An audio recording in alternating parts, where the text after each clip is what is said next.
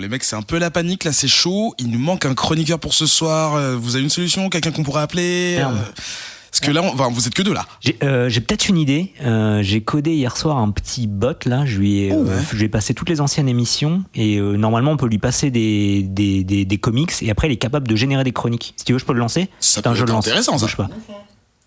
Hola, soy Charlie, el hijo de Stanley. Attends, mais c'est les émissions précédentes, elles étaient en espagnol. Attends, je le remets en français. Dale a tu cuerpo alegría Macarena. Oh putain, il pète un câble. Tu cuerpo es para darle alegría y cosa buena. Dale a tu cuerpo alegría Macarena. Comment le faire? Je relance. Et Macarena. Voilà, il va marcher maintenant. Alors attends, je teste. Salut Charlie. Monsieur et madame Lin ont une fille? Ta na na na na na na na na na.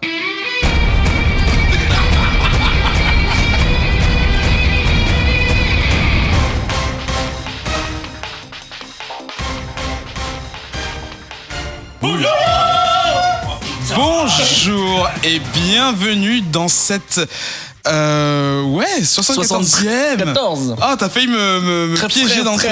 Mais surtout, bonjour les oreilles. De Comics Outcast, toutes les 2 semaines sur Radio Kawa, notre équipe de chroniqueurs vous propose d'explorer le vaste univers des comics au travers de discussions et de revues. Moi, c'est Eric pour animer tous, cette criardise, si on peut dire. Non, on peut pas. On m'a dit dans l'oreillette. Et à mes côtés pour la réalisation, il y a Adrien Larousé. Oui. Comment je dois dire son nom de famille? Est-ce que vous êtes là ce soir? On va aussi saluer les chroniqueurs qui sont avec nous. Aujourd'hui, en ce début de mois de juin, il y a Nekoto. Bonjour, non mais dis Ben, c'est très bizarre. Il y a que ma mère qui m'appelle Nekoto. Ok. Sa mère le suit sur Twitter. C'est complètement bizarre. Non mais Ben c'est très bien. Ok Ben. Ok. Comment ça va? Ça va très bien. Écoute, je viens de faire des petites emplettes de comics au cas où tu me demandes ce que je suis en train de lire.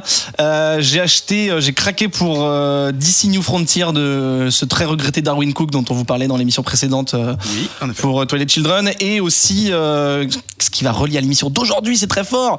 Un bouquin qui s'appelle Sex Castle qui est signé Kyle Starks dont on va parler aujourd'hui dans les reviews et qui est super. J'ai commencé à le lire et c'est super. Donc voilà, je donnerai sûrement un petit avis sur le Bouya Comics Club avant de le chroniquer un jour. Juste de dire que c'était super. C'est super. On a avec nous également Grégo. Tout à fait. Attendez, je recommence. On a également avec nous Grégo Centric. Tout à fait, je suis là. Alors, il n'y a que ma mère qui m'appelle comme ça. Ok, vous n'avez pas tous me la faire.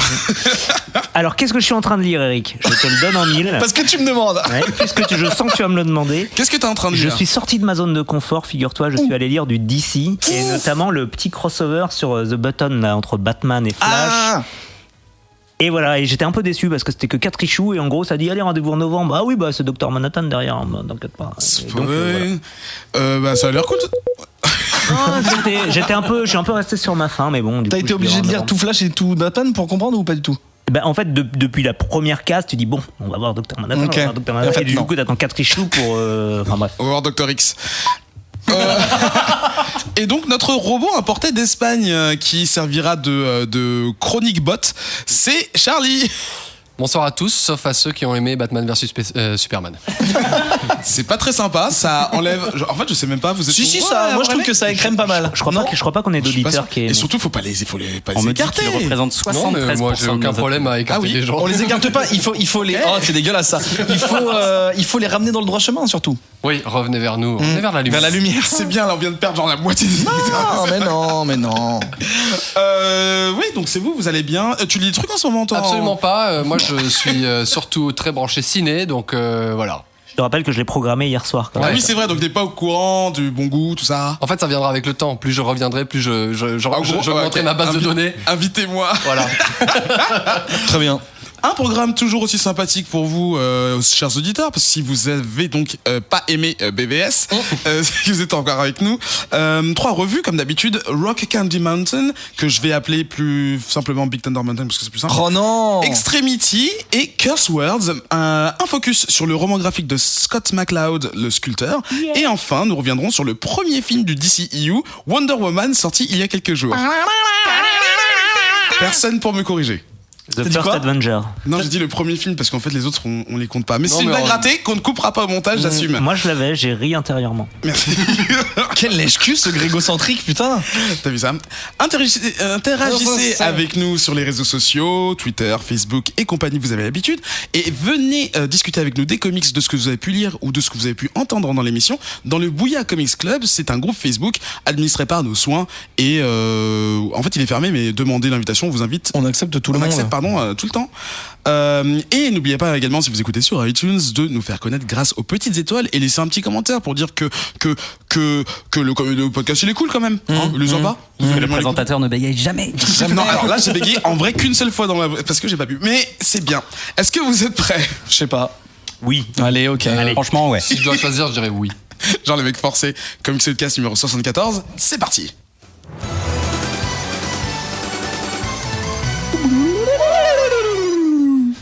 Première partie de l'émission, il s'agit des revues. Nous choisissons dans notre coin 3 comics que nous lisons dans notre coin également, hein, parce que voilà. Ça va changer ça. Ouais. Moi je pense qu'on va plutôt lire les comics ensemble bientôt. Voilà. C'était sur la même, absolument atroce, parce que je pense qu'on lit pas à la même vitesse. C'est vrai. C'est bon les amis, on peut tourner la page. Sur le même. J'ai pas fini. T'en es où?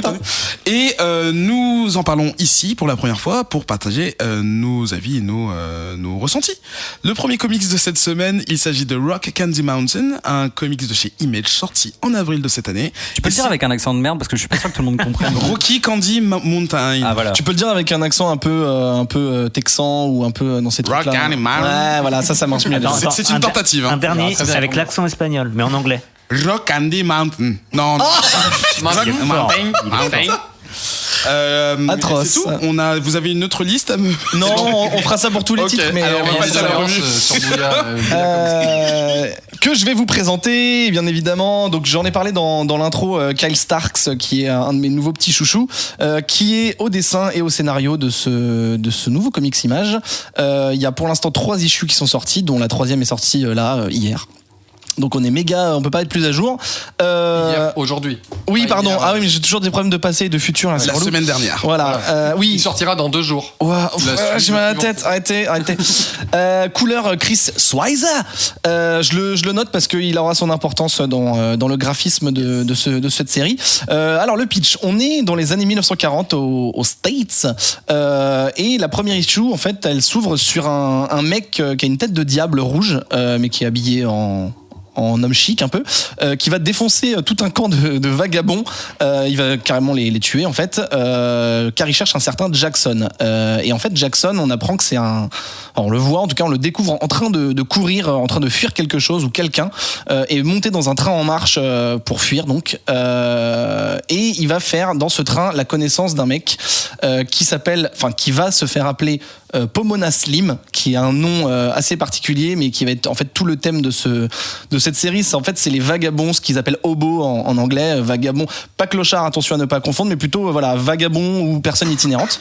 Et d'ailleurs Jackson n'est sûrement pas son vrai nom. Et donc Jackson et Pomona Slim vont faire connaissance, voire faire amitié lors de leur voyage. Et autant Pomona Slim, il est un peu paumé, c'est un mec un peu un travailleur qui travaillerait peut-être dans les bureaux, quelque chose comme ça, enfin un mec assez haut placé, mais qui est un peu paumé parce que il a tenté sa chance en tant qu'acteur et ça foire, donc en fait il a envie de revenir à sa vie d'avant, donc il sait pas trop ce qu'il fout là. Et Jackson, lui par contre, c'est je l'ai dit, un vagabond qui fuit, il a l'air de savoir où il va, il regarde derrière son épaule, il est assez badass, etc. Et surtout, il cherche un endroit imaginaire légendaire tiré d'une chanson américaine qui s'appelle Rock Candy Mountain, d'où le nom de la série. Donc qui est Jackson? Que fuit-il? Est-il fou? Qui est Pomona? Rock Candy Mountain existe-t-elle? Et si oui, où est-elle? Je vous laisse le découvrir, je vais pas vous en parler plus que ça au niveau de l'intrigue. Par contre, ce que je peux dire, c'est que le mot hobo, c'est le mot le plus prononcé dans ce comic. C'est vraiment le thème de cette série. En fait, moi je pense que c'est un hommage vraiment à cette communauté, à ce ce pan de personnes. En fait, Stark nous explique à la fin de l'issue 1, à chaque fois à la fin des issues, il nous donne pas mal d'infos sur ces personnes-là. Il nous explique en fait que c'est un terme qui désigne, donc je l'ai dit, les travailleurs itinérants ou les chômeurs itinérants, donc des gars qui cherchent du travail. Et vu que c'est dans la période Grande Dépression, entre la Grande Dépression et la Seconde Guerre mondiale, les mecs voyagent, vont de ville en ville pour chercher du taf, essayer de bouffer et de vivre comme ça, mais ils sont toujours en train de bouger. Et donc je le disais, il faut pas confondre avec clochard ou mendiant. En fait, c'est vraiment des travailleurs, c'est pas des mecs qui mendient. C'est des actifs, voilà. C'est des actifs, sauf que voilà, ils sont pas sédentaires du tout. Dans l'INSEE, ils sont pas considérés. Ouais, d'accord. Voilà. Juste préciser un truc, c'est que Hobo, ça voyage avec des trains marchandises. Voilà, c'est tout. D'accord. Ok. Oui, effectivement, c'était passé. Oui, j'ai dit un train en marche, mais effectivement, c'est pas un train de voyageurs, c'est des trains de marchandises. Clandestinement, ils vont de ville en ville, quoi. D'ailleurs, il y a une espèce de contrebande, mafia et tout, mais ça sera développé dans la série. Et parmi cette population, donc, il y a une vraie culture qui a émergé avec des codes, du jargon, une musique propre, etc. Et Rock Candy Mountain, qui est une musique de country américaine qui existe, serait, je parle au conditionnel parce qu'apparemment il y a baston sur la vraie origine de la chanson, serait une musique née dans ce qu'on appelle les jungles, en fait, c'est les camps de vagabonds. Quand ils ont un feu de camp dans une forêt, ça s'appelle une jungle. Ça serait né au coin du feu, un mec qui aurait créé cette chanson, ou des mecs qui auraient créé cette chanson, qui parle d'un endroit idyllique où tous les problèmes disparaîtraient, où toutes les galères de la vie s'envoleraient, où il y aurait plus de problèmes de thunes ou de bouffer. On serait dans le paradis, en fait, un peu l'Eldorado. Ce havre de paix. Donc voilà, donc c'est pour d'où le nom et d'où l'intrigue en question. Moi, je me suis directement attaché à Jackson, un mec qui fuit. On sait pas trop pourquoi. J'ai directement eu envie de savoir ce qu'il fuyait. Voilà, est-ce qu'il fuyait exactement. Pomona, qui est un peu un trouillard, je le disais, qui a rien à foutre là. Il fait un bon personnage secondaire. Ça fait un bon équilibre avec Jackson qui fonce tête baissée, tu vois. Donc c'est pas mal. Ça jure pas mal. Il y a beaucoup de gros mots. Il y a beaucoup de jargon, justement. Tout ce jargon vagabond entre guillemets. Par exemple, à un moment, Pomona, il essaie de choper le train au tout départ. Il dit metal cocksucker, donc suceur de queue métallique, pour parler du train. Hein. Donc, voilà, déjà tu te dis ok, ça va être assez haut en couleur. Il y a aussi monkey fuck à un moment, un mec qui manque de se casser la gueule, il dit monkey fuck. J'ai trouvé ça assez cool, enculé d'âne en fait finalement. Donc voilà, il y a une sorte d'argot, ça vanne beaucoup les personnes. Singe. De singe. Monkey, pardon, donkey, je confonds avec donkey. Monkey Kong. Monkey Kong. Singe, enculé de singe, ça marche aussi. Donc voilà, ça vanne beaucoup. Les personnages ont des noms, donc ils ont tous des noms de code ou des noms de vagabonds. Ils donnent jamais leur vrai nom sûrement parce qu'ils fuient une vie, donc ça reste derrière eux. Mon préféré pour l'instant, c'est Dakota Horseshit. Donc merde de cheval du Dakota. Et surtout, ils ont tous des vraies bonnes gueules. On va parler du dessin de Starks après, mais ils ont tous des vraies bonnes gueules, une vraie identité, tu vois, qu'ils ont bourlingué, etc. Donc ça, sympathique ou pas d'ailleurs des fois, mais à chaque fois, moi je me dis ok, j'ai envie de connaître l'histoire de ce gars-là. Et donc on en rencontre un paquet de hobos, de petits vagabonds, vu qu'ils bougent tout le temps. En fait, ils font des rencontres sans cesse. Et donc voilà, ça donne lieu à des scènes parfois drôles, parfois touchantes, parfois il y a un peu d'action, etc. Et il y a ce mystère de Rock Candy Mountain. Est-ce que ça existe? Qu'est-ce que c'est que ce truc-là? Et donc moi, je considérerais que c'est un road comics. Je sais pas si on peut dire ça, mais un peu comme un road movie. Ouais. Cal Stark lui dit lui-même que c'est un hobo comics carrément. Il s'est vraiment approprié je sais pas s'il y en a d'autres, mais en tout cas, c'est un comics de vagabond. Exactement. Et donc voilà, c'est un truc d'aventure. En fait, il y a une sorte de chasse au trésor. Ils cherchent un endroit, ça fait un peu la route d'Eldorado, quoi. Et en fait, je trouve aussi que ça touche vachement au social. Tous ces mecs un peu paumés qui veulent juste gagner leur croûte et soit fuir des choses, soit poursuivre un rêve. Je trouve que ça touche vachement à ce côté, la poursuite du bonheur, le questionnement sur soi, sa vie passée, son futur, etc. Le fait de s'installer avec une famille ou d'être toujours sur les routes. Donc voilà, je trouve que ça touche. C'est moi ou genre t'es en plein dedans? Je suis en plein dedans et en fait, je m'attendais à un truc pas forcément, léger et drôle, un peu un truc, tu vois, un peu un road movie, mais un peu léger et acidulé. Et en fait, c'est beau, c'est pas grave, c'est pas dramatique, mais ça touche, ça touche un truc social. Et tu sens que Starks, alors je sais pas si c'est un truc qu'il aime depuis longtemps ou s'il a bossé ou les deux, mais tu sens qu'il aime cette communauté de gars et qu'il a vraiment envie d'en parler, même si ça remonte à 70 ans. Et donc voilà, je disais, ça parle, limite des fois ça touche un peu à la philosophie de la vie. En fait, c'est la place dans la société, quand on a des rêves, etc. Voilà, c'est très, moi j'ai beaucoup aimé. Et d'ailleurs, pour bien illustrer ce que je suis en train de dire, à un moment, Pomona demande à un des différents vagabonds qu'ils vont rencontrer, il lui dit est-ce que tu crois que Rock Candy Mountain existe? Et il lui répond est-ce que l'espoir existe? Et je trouvais ça hyper fort parce que, en plus, il dit ça avec le sourire, tu vois, c'est le bon clochard rondouillard et tout, hyper gentil. J'ai trouvé ça hyper fort parce qu'en gros, c'est même à un moment, il fait un parallèle avec la Bible.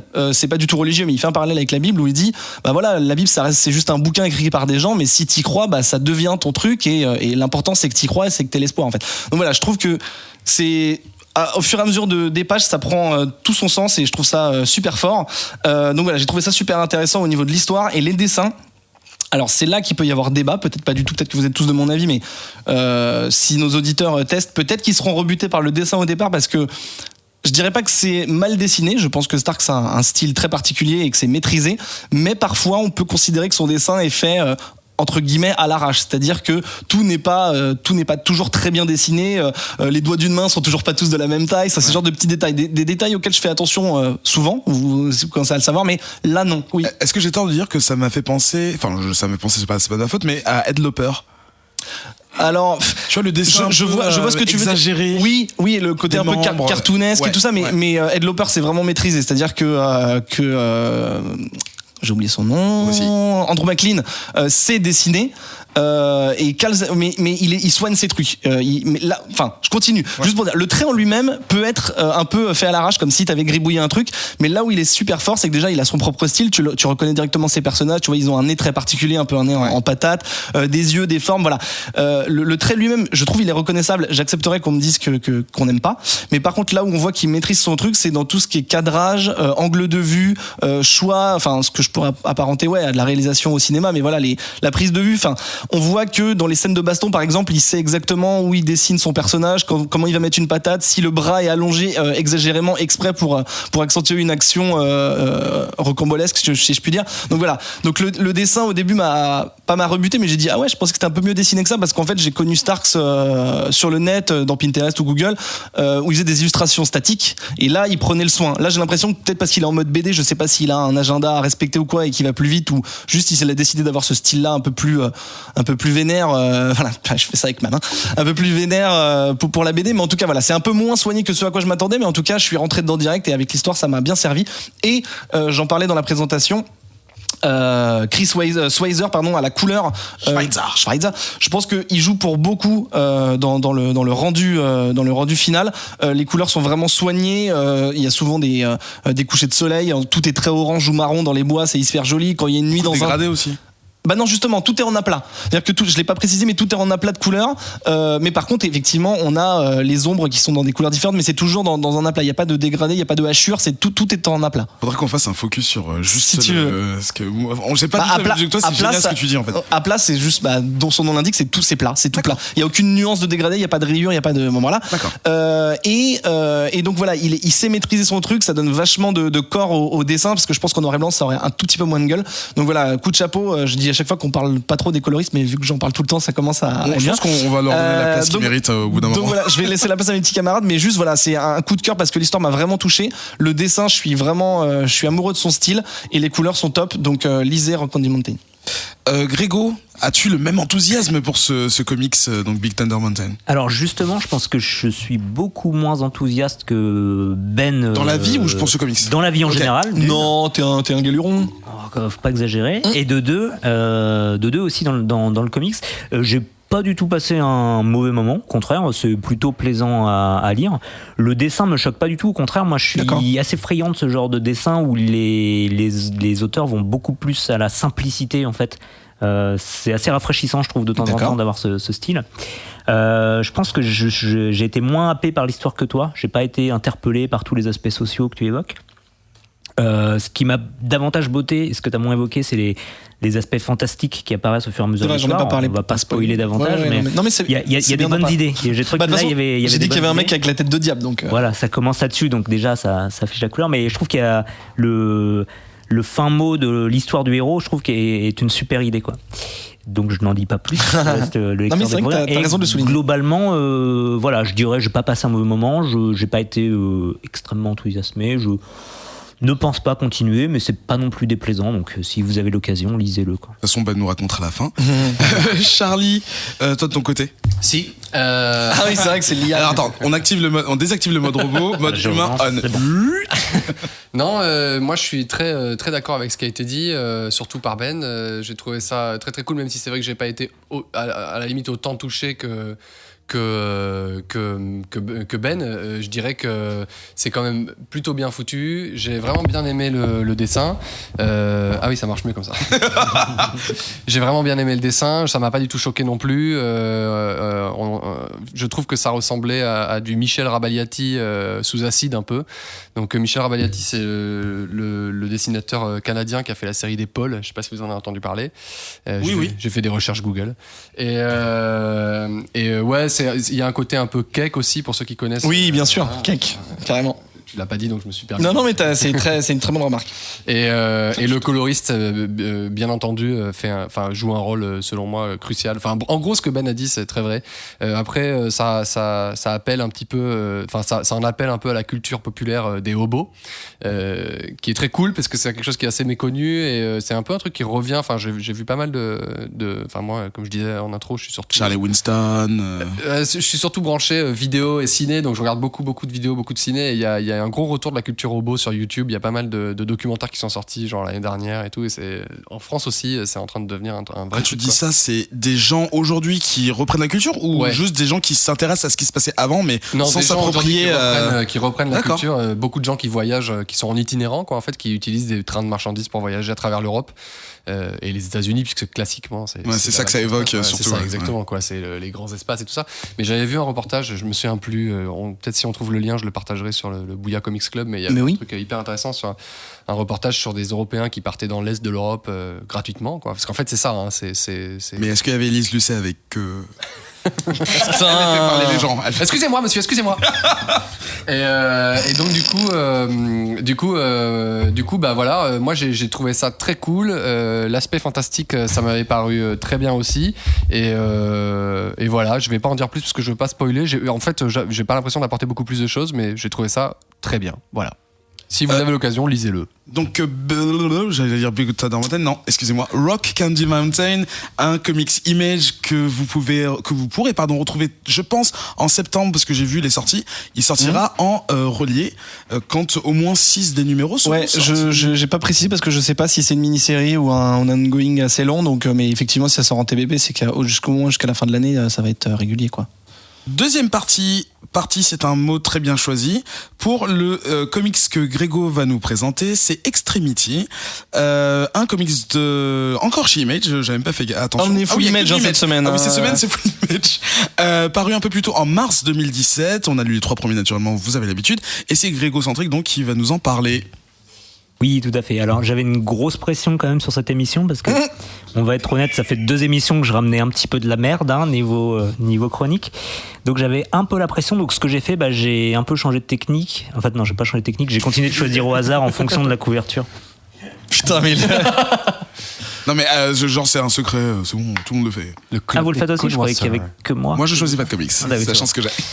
Donc, Extremity, alors, la couverture, en gros, c'est une petite nana un peu à la mode Mad Max avec une main en moins. Non, c'est pour vous dire qu'est-ce qui m'a séduit dans cette couverture, avec une main en moins, et je crois qu'il y a un vaisseau en arrière-plan avec marqué en gros Extremity. J'ai dit ok, je vais chroniquer ça. Donc de quoi nous parle Extremity? C'est l'histoire en fait d'une vengeance. On est dans un monde un petit peu étrange où il y a des rochers volants qui s'appellent les Rising Plains, donc les plaines émergentes, on va dire. Peuplé d'animaux fantastiques et on trouve des clans humains qui se déplacent au milieu de barges volantes, donc qui semblent quand même des objets à la technologie assez avancée, mais on est quand même dans une ambiance un peu comment dirais-je, médiévale, à la limite du médiéval fantastique, parce que ça se bat encore aux armes blanches, aux grosses armes blanches. Du steampunk, quoi. Steampunk, pas vraiment. Ouais, je sais pas comment définir ça. Mais c'est technico, médiévalo, Mad Maxo. Ouais, oui, voilà, c'est un mélange. Alors, on peut trouver des comparaisons avec Avatar, avec certains univers de Miyazaki, au moins dans dans l'aspect visuel.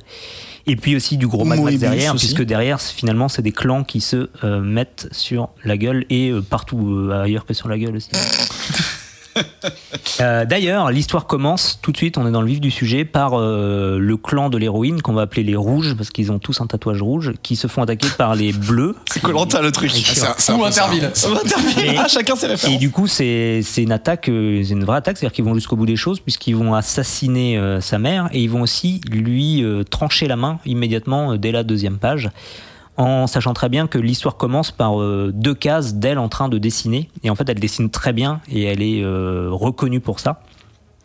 Et on apprendra que les assaillants, volontairement, vont lui couper sa main, puisque c'était au dessin vraiment qu'elle était forte. Et c'est par là qu'elle se forgeait une personnalité, en fait. D'accord.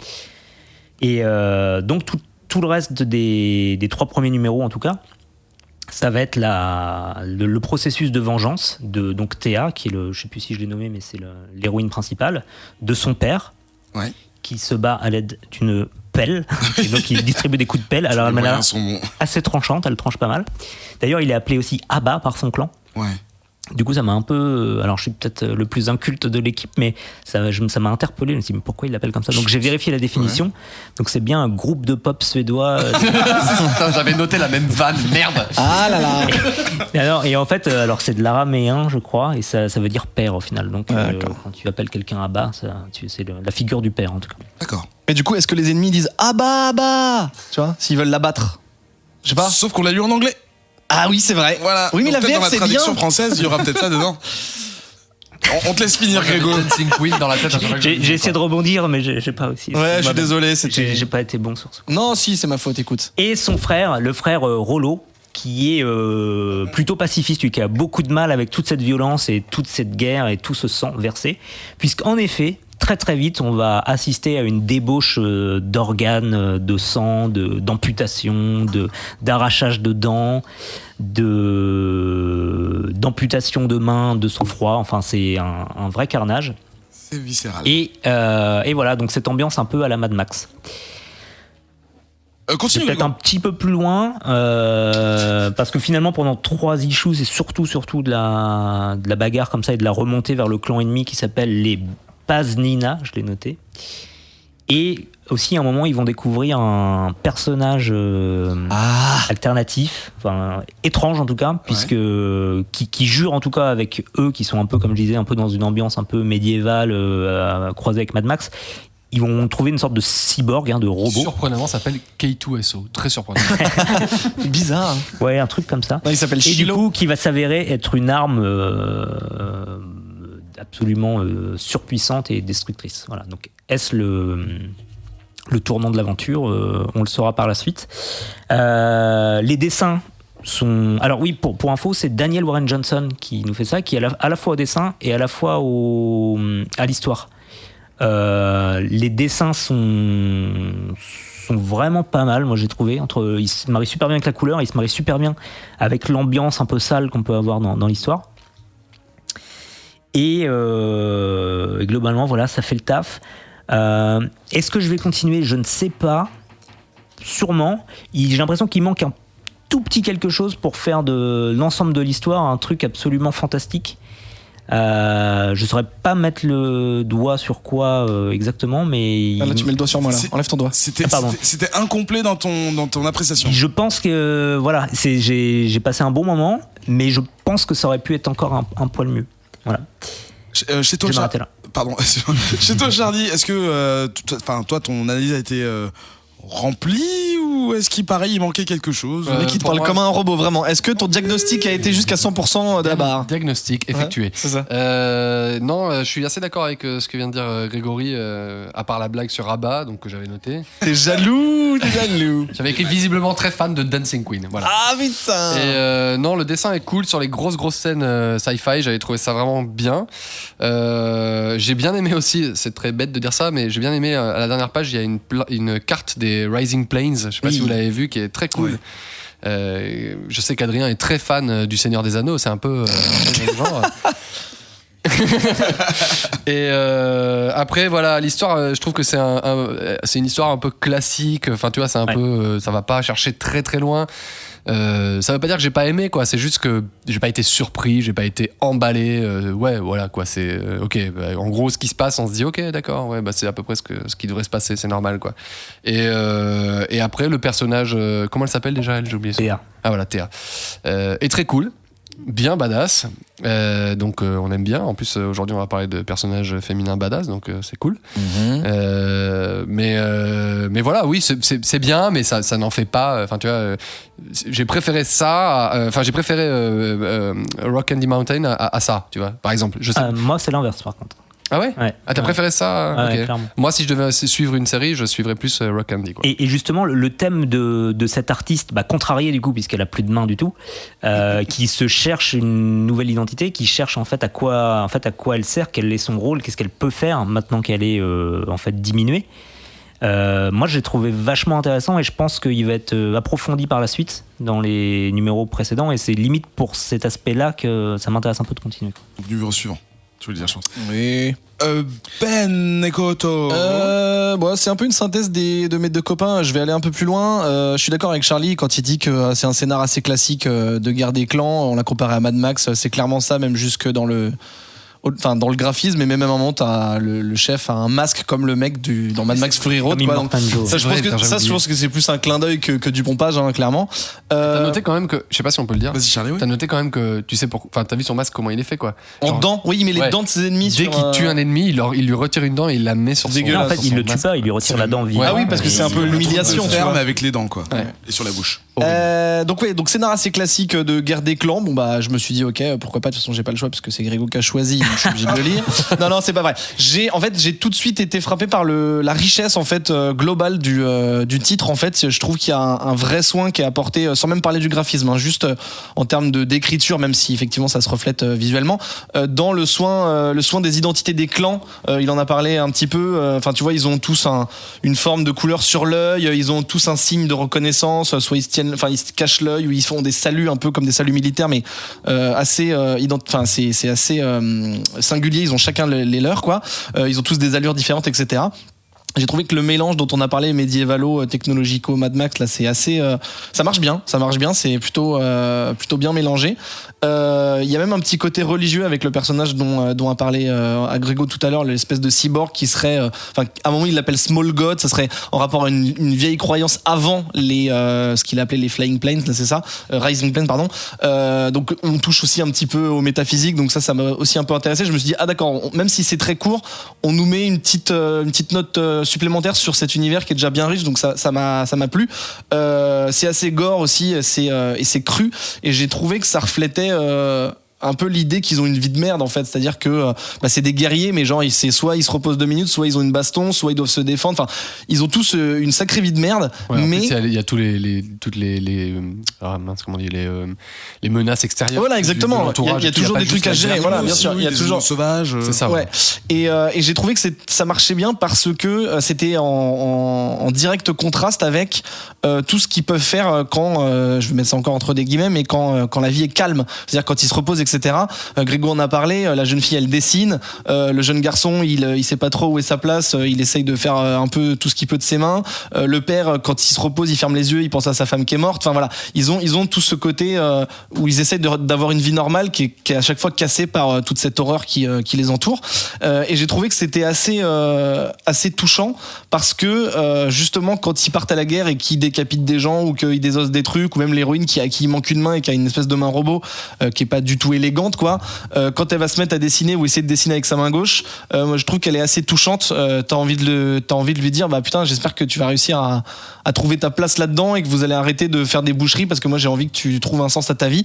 Et ce robot, ce personnage robot là qui aussi il s'est réveillé après un long sommeil et en fait il se rend compte qu'il est une arme comme l'a dit Grégo, et en fait il sait pas s'il a envie d'être ça, et donc il trouve pas sa place. J'ai trouvé que le thème moi principal, c'est au-delà de la violence et de la vengeance, qui est aussi un thème tout à fait vrai, c'était voilà le thème de qu'est-ce qu'on a envie de faire de sa vie, à quoi on est destiné, parce qu'à un moment il y a aussi une 10 de bonne aventure qui dit voilà, toi tu seras ça, et est-ce que tu as envie d'être ce qu'on t'a prédit, est-ce que tu as envie de créer ton propre destin. Voilà, il y a tout tout ce thème-là m'a beaucoup touché et je trouve que ça marche super bien dans un monde qu'on peut considérer post-apocalyptique ou en tout cas apocalyptique tout court. Et les dessins, pour finir, j'aime beaucoup. Je trouve ça hyper maîtrisé. J'aime beaucoup le style qui me fait aussi penser à du Mobius. On a parlé tout à l'heure de. Décidément, c'est la journée dessinateur français puisque avant c'était Cake et là c'est Boulet. Non, Mobius. Ah oui, d'accord, Parce que ça fait un peu. Effectivement. Et donc voilà. Donc et les couleurs j'ai noté Mike Spicer. J'aime toujours bien penser au coloriste qui est aussi super, surtout dans les scènes de gore où il y a tripes et boyaux. Donc voilà, j'ai trouvé que c'était top et moi je pense que je vais continuer parce que ça m'a beaucoup plu.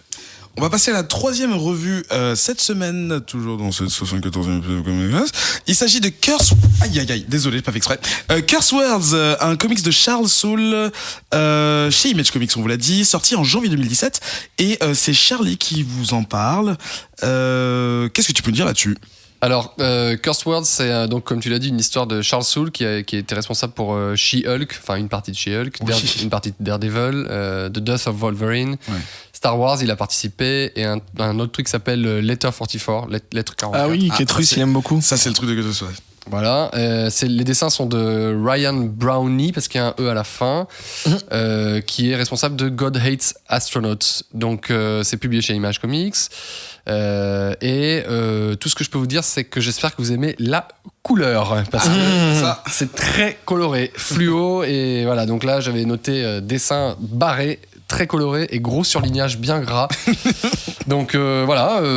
Les cases aussi sont très surprenantes. C'est pas un dessin de cases auquel j'étais habitué, mais voilà. Donc l'histoire rapidement, c'est un sorcier qui atterrit à New York. Il est accompagné de son rat qui s'appelle Margaret. Jusque là. Attends, le rat s'appelle Margaret, quoi. Team Margaret. Voilà. Hashtag Team Margaret. Et qui visiblement l'a précédé. Donc il dit ouais, ça fait 5 ans que je suis là. En gros, voilà. Visiblement, l'intention du sorcier, c'est mettre fin au monde comme on le connaît. Sauf que après quelques jours sur place, après quelques jours à New York, visiblement, il tombe amoureux du American Way of Life et il décide de devenir une sorte de sauveur et un défendeur du monde comme on le connaît, de la planète Terre, plutôt que de le détruire, quoi. Donc ça c'est un peu la base, et en vrai l'histoire se développe, et il y a 5 issues jusqu'à présent, et en gros on va apprendre que évidemment c'est un peu plus compliqué que ça, que c'est pas juste un mec qui agit seul, il y a quelqu'un derrière qui pas qui le manipule, mais en tout cas qui le surveille. Il y a tout un monde à part qui serait une sorte de monde parallèle, et voilà, j'en dis pas plus, quoi. Donc en gros les questions. Tu veux pas en dire plus ? Non, c'est bien de pas en dire plus. En fait, si j'en dis plus tout de suite, je dévoile vachement Enfin, je vais parler d'autres personnages, donc voilà, mais je veux, tu vois, si je commence à expliquer. D'accord. Voilà, très vite on peut tourner dans le spoiler, enfin tu vois, je vois ce que c'est un peu dommage. Bon, il y a 5 issues, hein, donc en gros qui est Wizard, donc le Wizard c'est le sorcier. Oui, c'est son nom. Qui est-il vraiment? Il s'appelle Wizard avec un O. Wizard. Qui est Margaret, puisque Margaret opère une transition à mi-parcours. Elle passe de rat à koala, et je parle pas de sa 3e transition, visiblement elle demande elle demande si elle peut être un koala. C'est une requête. Exactement. Et ensuite il y a une 3e transition, enfin une 2e transition qui est effectuée, puisque j'en parle pas, je dis pas en quoi, mais voilà. Qu'est-ce que veut Wizard, pourquoi il a décidé de faire ça, et surtout qu'est-ce que le Whole World, donc c'est que des jeux de mots comme ça, Wizard, Whole World, le monde trou, et qui est Syzygy. Donc Syzygy, c'est, comme je le disais tout à l'heure, l'être qui observe un petit peu ce qui se passe et qui a envoyé Wizard sur Terre. Qui a un nom de merde aussi. Qui a un nom pourri, ouais. Voilà. Il y a quelque chose qui est important, c'est que Wizard, au tout début, en fait, le montage est un peu presque, enfin, j'aime pas trop dire ça fait, on va dire en flashback et en flash forward. Quand on commence, en fait, on est vraiment, Wizard est déjà installé à New York, etc. Il fait déjà un certain nombre de choses, et ensuite on comprend comment il en est arrivé là. Et on a l'impression, quand on commence le comics, que ça fait hyper longtemps qu'il est là, et qu'en fait, voilà, maintenant on va vous expliquer comment il en est arrivé jusqu'ici. En fait, il n'y a pas tellement de temps qu'il est là, et donc la première issue ça fait revient, 2 semaines même pas. Ouais, c'est ça. Première issue, 40 jours. Première issue revient en arrière et explique comment on en est arrivé jusqu'à ce point-là. Et après, au 2e issue, enfin à peu près, on démarre sur les aventures à partir de maintenant, quoi. Et pardon, j'arrête pas de taper sur ton micro. Et ce qu'on apprend qui est important, c'est que Wizard travaille selon 3 règles. Ah oui. Pas d'amour, pas de guerre, pas de soins. Donc en gros, je peux pas soigner des cancers, je peux pas faire tomber amoureux et je peux pas déclencher de guerre, quoi. Voilà, et petit à petit on va en Ça c'est l'étendue de ses pouvoirs, voilà. Ça c'est l'étendue de ses pouvoirs. Non, c'est pas c'est ses règles. C'est ce qui se règles. C'est-à-dire que il est je sais pas si tu l'as dit mais c'est il est installé Sorcerer for Hire, donc en fait il est mercenaire. on l'engage en fait et si tu viens le voir en disant j'ai ça, je veux ça, donc tu payes, mais pas si c'est comme les génies en fait qui ont des règles. D'accord. Et ses pouvoirs sont vraiment énormes, quoi. Oui. Illimité, Il est quoi. extrêmement Pouvoirs cosmiques phénoménaux. Voilà, c'est exactement ça. Et c'est vrai que j'ai pas bien expliqué, mais il s'installe comme une sorte de mercenaire. Mais c'est très bizarre. Son rôle est étonnant parce que à la fois il est mercenaire, c'est-à-dire que c'est comme ça qu'il vit, mais en même temps il défend un peu la veuve et l'orphelin, quoi. Ouais, il est un peu super héros. Voilà. À la fin du premier issue, c'est ça, hein, c'est là qu'il arrive le chérubin, c'est ça Je crois que ouais, peut-être, ou dans le 2, je sais plus. À la fin, bon bref, très rapidement, il y a quelqu'un qui vient le chercher, qui est visiblement un autre sorcier, et il y a une énorme baston dans New York, et c'est effectivement là qu'on s'aperçoit que... Ah non, c'est dans le premier, oui, t'as raison. C'est là qu'on s'aperçoit qu'il a des pouvoirs, mais de taré, quoi. Enfin, c'est vraiment voilà, quoi, la puissance pure. Voilà, qu'est-ce que j'en ai pensé ? C'est pas mal, voilà, j'ai bien aimé, j'ai lu les 5, donc si j'avais pas aimé, je me serais arrêté à la 3e. C'est vraiment complètement barré. Le dessin, faut vraiment s'accrocher. Enfin, c'est vrai que je l'ai dit tout à l'heure, mais j'insiste, faut vraiment aimer la couleur, faut aimer les lignes bien grasses, faut aimer le fluo. Voilà, quoi, faut s'accrocher, quoi. Après, c'est pas le comics de l'année, quoi. L'histoire est assez traditionnelle, c'est pas révolutionnaire, ça fait vite penser à des comics de super-héros, ce genre de choses. Mais honnêtement, c'est pas chiant, c'est pas inintéressant. Il y a un petit peu de backstory, je la révèle pas trop parce que sinon je gâche un peu tout, mais c'est cool, il y a des bastons bien vénères, un peu partout d'ailleurs, pas seulement à New York. Voilà, j'ai passé un bon moment. Si je devais continuer, je sais pas si je continuerais, mais honnêtement, ça me gênerait absolument pas de continuer. Je vais te poser une question, Ben, parce que j'ai un gros trou de mémoire. Comment s'appelait le comics que je crois que tu avais présenté, avec ce monsieur qui vit une double vie sur notre Terre, c'est un clochard, et dans ce monde éthérique... Éther. Ah bah voilà. Ouais. Est-ce que ça te fait penser à ça? Oui et non. Enfin, là quand t'en parles, oui, j'y aurais pas pensé, mais là quand t'en parles, oui, c'est parce que il y a. Dans le dessin et le traitement. Ah ouais, alors bof. Non mais je vois, tu fais le parallèle avec Ether, non, mais parce qu'il y a aussi beaucoup de couleurs dans Ether, c'est pour ça. Et puis il y a deux mondes, et je suis d'accord, mais c'est plus un côté scientifique et le monde de l'autre côté est beaucoup plus féerique. Là, on est sur un monde, on n'en sait pas trop d'ailleurs au bout de l'issue 3 de ce qui se passe dans ce monde-là. On est plus à New York, mais oui, je vois oui effectivement avec Ether, mais Ether est beaucoup mieux. Okay. Je dis pas ça parce que je l'ai présenté, mais donc ouais, non. Donc Curse Words, puisque tu me demandes mon avis par cette habile transition. T'as vu ça histoire classique du méchant qui devient gentil. Donc ça, bon, quand Charles Eddy l'a dit. Je te calme tout de suite. Mais ce qui est intéressant, c'est que c'est pas genre le mec qui a des pouvoirs de ouf et qui était là pour tuer tout le monde et que finalement il devient hyper gentil, genre alignement loyal bon, tu vois, genre il fait aucun. Il est pas mou, il est quand même vénère. Ouais. Il a ses règles, on l'a dit au-delà des 3 règles qu'il dit, mais il fait quand même, il en fait qu'à sa tête. Au début aussi, juste un truc parce que tu parles. Vas-y. Ce qui m'a fait rire, c'est qu'au début, on le voit, tu sais, il a une coupe un peu à la hipster avec une énorme barbe, quoi, mais blanche. Vraiment, ouais. Et j'étais là genre. C'est genre, ok, d'accord. En plus, il est sur une moto sur la couverture de l'issue 1. Ouais, voilà, quoi. Encore un gros, enfin, tu vois, genre encore un vieux délire hipster, machin et tout. J'ai rien contre les hipsters, mais tu vois, j'ai envie de dire, arrêtez de forcer le truc, quoi. Ouais. Et en fait, au bout de l'issue 3, je crois, on apprend que la barbe a un rôle assez important à jouer. Bah, comme Merlin et tout ça, quoi. Voilà, donc c'est un peu ça. Ouais. Non, mais c'est cool parce qu'effectivement, quand il a décidé de rester sur Terre et d'en faire partie, il s'est fait relooker parce qu'il voyait que les gens étaient lookés dans la rue et il a dû aller à Brooklyn, je pense, pour se faire tailler les cheveux, mais il a gardé sa barbe. Je vais vous couper votre barbe et en gros il met les ciseaux pour couper la barbe et le ciseau se fait genre Ouais. Donc voilà, donc le perso en fait il est tout de suite remarquable parce que voilà, effectivement il a un style bizarre. Avec la backstory t'apprends que c'est un sorcier hyper puissant, mais ça casse un peu l'image de, voilà, je disais Merlin ou Gandalf, du vieux magicien poussiéreux et hyper sage. Lui il est quand même un peu YOLO et un peu street, quoi, tu vois. Il profite des plaisirs de la vie. Ouais, voilà, exactement. Et en fait il a son propre code, et même s'il a des règles par rapport à la magie, il fait son truc. Des fois il pense faire des solutions et en fait il empire les choses, ou alors il a des solutions hyper cruelles et au final tu rigoles, mais c'est un peu un rire putain merde, voilà, c'est un peu atroce quand même, mais voilà, j'ai bien aimé. L'histoire est classique, mais j'ai bien aimé le fait qu'il casse un peu le code du magicien et que ça soit un peu modernisé. Margaret hyper bien, Team Margaret. Ce qui est cool, c'est, ouais, on dit ça parce qu'en fait plusieurs fois quand il y a le flash des news à la télé dans le comics, les gens disent #Team Margaret parce qu'ils aiment beaucoup le koala, mais là où c'était censé être juste je pense à la base l'élément comique du truc, l'élément humoristique.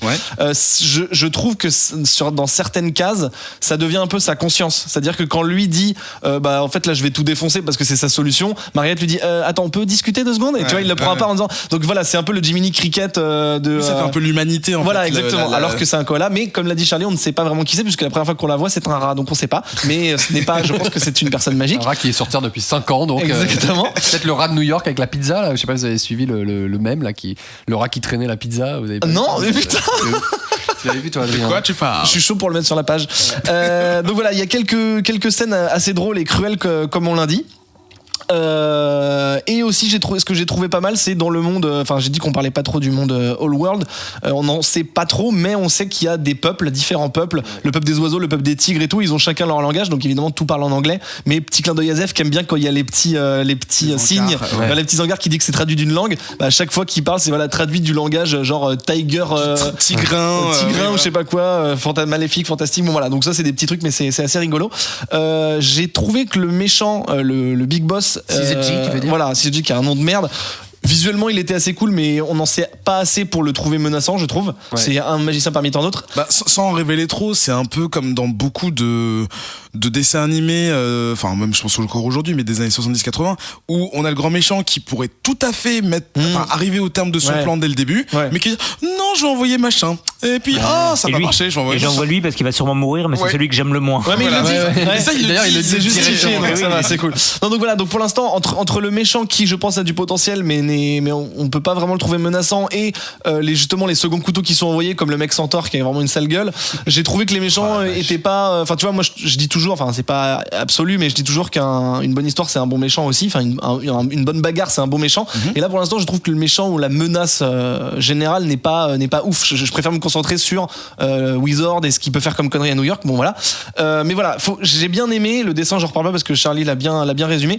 Mais voilà, je vais sûrement lire le 4. En plus Charlie dit qu'elle était jusqu'au 5, donc je vais peut-être aller jusqu'au 5, mais j'espère que ça va décoller un peu, ou en tout cas qu'on va voir un but ou un truc vers quoi ça mène, parce que pour l'instant c'est effectivement un enjeu. Là pour l'instant c'est juste un super héros qui vit sur Terre et une menace qui arrive, mais voilà, bon, on verra. Et toi, Grégo, de ton côté, est-ce que t'as été émerveillé par The Monde fantastico-réaliste? Magico? Le truc que j'ai sorti de ma tête il y a 2 secondes, vas-y. Alors je connaissais peu Charles Soule, et le seul souvenir que j'en avais c'était Poe Dameron de Star Wars. Alors donc je partais un peu avec qu'il a tapé sur un super Daredevil et sur Swamp Thing de New 52 que j'adore. Oui. Mais au final, j'ai adoré. C'est vraiment mon coup de cœur de cette semaine, enfin de cette quinzaine en tout cas. Comme le disait Charlie et Ben, quoi. Il y a vraiment un humour. Charlie Hebdo, je crois. Pardon. Ok, pardon. Désolé. Continue grégocentrique. Il y a vraiment un humour qui me plaît beaucoup, assez grinçant, parce qu'en fait ce sorcier, la Wizard, à la base c'était quand même un bad guy sans foi ni loi. Oui, il est quand même comparé à un tyran. À un moment. Ouais, et après il devient gentil, mais il garde quand même certains aspects. Enfin, quand ça l'arrange, il fait un peu de la merde, mais il cache ça sous le paillasson, et puis voilà quoi. Et ça me rappelle un peu ce que peut faire Rick dans Rick and Morty, quoi. Par moment, il fait des petites concessions avec sa conscience, quoi. Et en effet, c'est le koala qui est là pour rappeler Tim Margaret, qui est là pour rappeler. Ben. Là où c'est intéressant, je trouve, c'est que et c'est pas vraiment un spoil parce que vraiment tu l'apprends dès le départ. La raison pour laquelle il va pas tout défoncer et qu'il va décider de rester sur Terre, c'est parce qu'il observe les humains et il se rend compte qu'en fait il y a pas d'esclavage. Enfin. En tout cas dans sa vision de New York, parce que ça existe quand même dans la Terre, mais voilà, que les gens sont libres, ils sont asservis par personne, alors que lui, tout bad guy qu'il était, t'as l'impression qu'il avait quand même un mec au-dessus de lui et qu'il se sentait pas libre. Et là, c'est la liberté qui lui fait envie de rester sur Terre. Donc c'est quand même intéressant, et je pense que le personnage est un peu plus complexe que ça. Mais effectivement, il est quand même hyper bourrin, il est quand même cruel de temps en temps. Moi je trouve que du coup, contrairement à Poe Dameron, je trouve que ça c'est super bien écrit. La première issue se dévore toute seule en fait, quoi. T'es tout de suite dans l'action, ensuite t'as ce flashback qui est très drôle. Enfin, plusieurs fois, moi j'ai vraiment ri devant certaines cases. J'ai plus les exemples en tête, mais quand je m'arrête de lire pour rigoler, c'est que vraiment ça me plaît beaucoup. Donc je vais m'empresser de continuer en fait de mon côté. Et c'est pareil, les dessins, l'aspect vieille histoire ou du grand méchant qu'on voit tous ces sbires les uns après les autres, en fait ça marche trop bien. Moi je trouve, j'adore ça. Voilà, c'est une histoire finalement assez simple mais qui marche bien, et puis j'ai beaucoup ri, donc je vais continuer avec grand plaisir. Merci vous trois, eux là, pour ces revues. Vous retrouvez toutes les informations concernant les comics dont on a parlé sur le site de Radio Kawa et vous en discutez avec nous dans le Bouya Comics Club. On se retrouve dans quelques instants pour la deuxième partie de cette émission.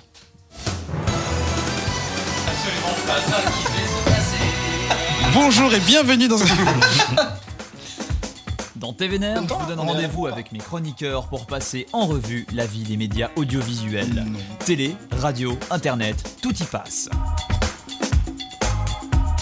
Au programme de chaque épisode, retrouvez un condensé de l'actualité des médias, un bon gros dossier qui déboîte et nos recommandations de programmes à consommer sans modération.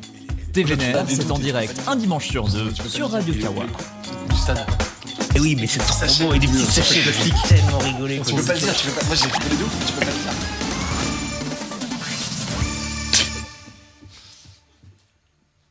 De retour dans cette 74e émission de Comics Outcast, toujours en compagnie de mes chroniqueurs. Club de retour. Parce que chaque fois tu dis do retour et à chaque fois je pense au club de retour. C'est toi qui l'entends, tu l'entends. Ok, alors c'est mes oreilles, c'est mes oreilles. Dans ma bouche, c'est vraiment un E qui est formé. Ok. Avec donc Ben, Bonsoir. Charlie, Salut. et Grégo, et toujours Adrien à la réalisation. On va passer. Oh, le mec dit pas bonsoir, il s'en bat les couilles. Hausser les épaules. Vrai. Vrai, je m'en bats les couilles. Deuxième partie de cette émission, c'est le focus. On s'intéresse à un comics, à un auteur, à une sortie qui a intéressé l'un des chroniqueurs et qui voudrait en parler ici à cœur ouvert. Cette semaine, il s'agit. Bienvenue dans À cœur ouvert. Il s'agit du comics de 2015, Le Sculpteur ou The Sculptor en anglais, de Scott McCloud, qui n'est pas sans rappeler beaucoup de choses dans l'univers du comics, car c'est aussi l'auteur d'un essai dont j'ai oublié le nom. Je sais qu'il a fait Zot, un comics qui s'appelle Voilà, Zot. c'est exactement ça à quoi je pensais. Ah bah voilà. Et c'est qui, c'est Grégo d'ailleurs qui en parle. Oui, tout à fait. C'est Grégo qui nous lance. C'est Grégo qui nous lance dessus. Oui, C'était son et idée. Ensuite, voilà. J'avais d'autres idées, C'est mais pas ce qui me semblait dans Slack, mais on va dire que c'est ça. Si, c'était son idée. Non, de ouf. Scott McCloud, oui. Donc, si vous vous intéressez un peu à l'univers de la BD, vous avez forcément entendu parler de lui. Oui. Ne serait-ce qu'au moins par L'Art Invisible. Oui, C'est ça que voilà, je voulais dire. exactement ce que je L'Art cherchais. Invisible. D'accord. Qui est un peu un guide des bonnes pratiques de dessin, de composition, de mise en page, de storytelling dans les bandes dessinées. Si vous connaissez pas et que le sujet vous intéresse ou si vous dessinez un petit peu, je vous recommande chaudement de vous procurer un exemplaire de la façon qui vous arrangera le mieux. Donc Scott McCloud, né en 1960, donc 57 ans, ce qui n'est pas si vieux. Pas très loin de toi, en fait. Pas très loin de moi. Qui est donc comme on le disait, qui est un grand théoricien de la BD, qui a un passé très cartooniste en fait dans l'esprit plus petit comic strip que vraiment comics comme on les review en général. Bon, il est pas dans l'industrie à la Marvel d'ici, on va dire. Il est pas. Non. Pas Voilà, il a été un petit peu, il a notamment bossé sur Superman, mais en tant qu'auteur. D'accord. Il a fait une quinzaine de numéros sur je sais plus quelle série. Superman Adventures. Voilà, merci Ben, qui est toujours plus renseigné que moi. Ah bah j'ai internet. Ah, petit. Petite chute de micro, voilà. Ah oui, c'est beaucoup mieux. Et donc, il a commencé sa carrière par Zot en 1984, qui était l'histoire d'un super-héros un peu plus léger. Qu'est-ce qu'il y a ? Ah, continue. Ah, d'accord. Un peu plus léger dans une époque où toutes les histoires de super-héros étaient beaucoup plus sombres. Et puis ensuite, il a enchaîné en 1993 avec The Invisible Art, donc l'art invisible. Et puis, il a fait une série de trois recueils sur comment faire des comics. Et il a terminé par Making Comics en 2006. Et je crois qu'il n'a sorti depuis que The Sculptor, donc en 2015, qui est sa dernière œuvre, et qui s'apparente plutôt à une graphic novel qu'un comics en soi, puisque je crois qu'il n'est paru, qu'il n'a pas été découpé en numéros et qu'il est paru d'une traite. C'est une brique. Alors, c'est quand même une brique, Littéralement, avec des briques sur la couverture. Oh, j'ai pas fait exprès. Non, j'ai pas fait exprès. Ça Je va te fait promets, exprès, non, ça va c'était fait le exprès. hasard. Il a fait exprès. Non. Et de 400 pages, mesdames et messieurs. Ça Retenez va. votre souple. Mais c'est une belle édition, je l'ai dans la main C'est une actuellement. belle C'est à édition. Charlie. C'est un bel objet. C'est un bel objet. Ah, c'est à Grégo, d'accord. Et donc, de quoi nous parle le Sculptor ? Il nous parle en fait, je pense que Scott McCloud, par l'intermédiaire de cette œuvre, nous parle de lui-même et nous parle de ses angoisses profondes d'artiste. Puisque on va suivre les aventures de David Smith, Le nom le plus commun du monde. sculpteur new-yorkais de son état, qui, pour son grand malheur, porte le nom d'un autre sculpteur célèbre et qui a connu un bref succès il y a 2 ans. Il a été lâché par son, je sais pas comment on dit en anglais. Son mécène. Son mécène, ouais, c'est ça. Et il se retrouve un peu à la rue, sans argent, d'autant plus qu'il a quelques principes de vie de base qui sont ne jamais emprunter d'argent, ne jamais mendier, ne jamais réclamer d'argent. Bien. Donc il se retrouve un peu au bout du rouleau. Et donc il se saoule, clairement, dans un resto, quand il rencontre par hasard son oncle. Et donc il va discuter. Alors là, on va apprendre un peu plus justement sur sa carrière, sur sa famille. En fait, c'est le dernier survivant de sa famille. Tout le monde est décédé. Du coup, en plus, souvent assez tragiquement. C'est des passages assez C'est joyeux. assez émouvants quand même. Et voilà, donc la discussion va s'enchaîner. Et puis son oncle va finir par lui faire une proposition. Il va lui dire, si ton art, si ton art compte autant pour toi, est-ce que tu serais prêt à donner ta vie pour ton art, pour retrouver Non, qu'est-ce que tu serais prêt à donner ? Qu'est-ce que tu serais prêt à donner, voilà. Ah oui. Il lui dit, ma vie. Oh. Et donc, je sais plus si c'est à ce moment-là, en fait, ou un petit peu après, mais son oncle va lui proposer, écoute, on fait un deal, il te reste 200 jours à vivre, mais tu vas retrouver ton art et tu vas pouvoir reproduire des choses et recréer, etc. Et là, il réalise que il n'avait pas vu son oncle depuis un certain temps quand même, et en effet, il l'avait pas vu depuis son enterrement, et que son oncle, en fait, est mort depuis des années, quoi, alors qu'il lui parle depuis 1 heure dans le restaurant. Et la suite de l'histoire, ça va être ça. Donc, ça va être comment il va retrouver l'inspiration. Ah oui, voilà. Parce qu'il va aussi s'apercevoir qu'il a le pouvoir de modeler les objets avec ses mains, y compris le granit. Donc, il ne va plus avoir besoin d'outils pour sculpter. D'accord. Donc, il va pouvoir travailler la matière de façon complètement incroyable. Et voilà, donc l'histoire va continuer comme ça. Bien sûr, il va y avoir des péripéties, puisqu'il va retrouver potentiellement un petit peu goût à la vie, puisqu'il va rencontrer une petite amie. Et voilà. Est-ce un rêve? Est-ce la réalité? Va-t-il mourir au bout de 200 jours? Tu veux compléter, Charlie? Parce que je crois que ce titre t'a passionné. Oui, non, sans exagérer. Alors, vas-y. J'ai pas donné mon avis, du coup, c'est vrai que c'était... Vas-y, Greg, On est en discussion, t'inquiète pas, on va tous donner nos avis, y a pas de souci. Non, moi, c'est une nouvelle graphique que j'avais offert à ma femme, donc voilà, c'est dire. Les gens ils se la pas donné chez Marie. Je l'ai offerte à ma femme et je l'ai dévoré avant elle. En fait, je l'ai vraiment bouffé, quoi. Je l'avais offert à Noël il y a 2 ans, je crois, quand c'est sorti. J'avais fait la même quand j'avais offert un truc à ma femme, sauf que c'était une tarte. Et donc du coup... Donc c'est l'émission des amours, donc il faut se rappeler des détails pour le jour. Allez, on continue. Moi j'aimais bien le goût de la tarte, le Ouais. truc de la tarte c'était bien. C'est parce que c'était marrant et du coup c'était bien. Et j'aimais bien la tarte. En plus c'est marrant parce que j'ai pas de femme. Ouais, et du coup c'est Et drôle. pas de tarte non plus, d'ailleurs. En plus j'aime pas les tartes. Sauf dans la gueule. Donc, Désolé pour toi, Vanette, c'était la pire de tous. C'est pas grave, ça me va. C'est faut bien conclure, tu sais. C'est une récompense À en un moment soi. donné, faut conclure. Alors, tu en étais où, Charlie? Est-ce qu'on peut reprendre? Ouais, non, je l'ai vraiment, je l'ai lu à toute vitesse et sur l'intro dont on parlait là à l'instant, ce que j'ai trouvé vraiment bien là, parce que je l'ai relu du coup je l'avais lu il y a 2 ans et je l'ai relu pour l'émission. Et il y a un truc qui m'a vachement choqué, c'est que donc ça fait 400 pages et il y a quand même 3 pages. En 3 pages, il nous explique toute l'histoire de la famille de David Smith. C'est-à-dire qu'il a besoin juste de 3 pages pour tout nous expliquer et on sait tout. On comprend toutes les motivations du personnage, on sait exactement ce qu'il a vécu, on connaît ses doutes, on connaît ses peurs, on connaît ses motivations, on connaît d'où il vient, on connaît sa famille, on connaît... Enfin, c'est incroyable, quoi. J'étais sur le cul, moi. Et j'ai été impressionné par ça et j'ai quand même lu 3 BD, donc... Oh, me faites pas chier. Donc on peut dire que je suis un expert.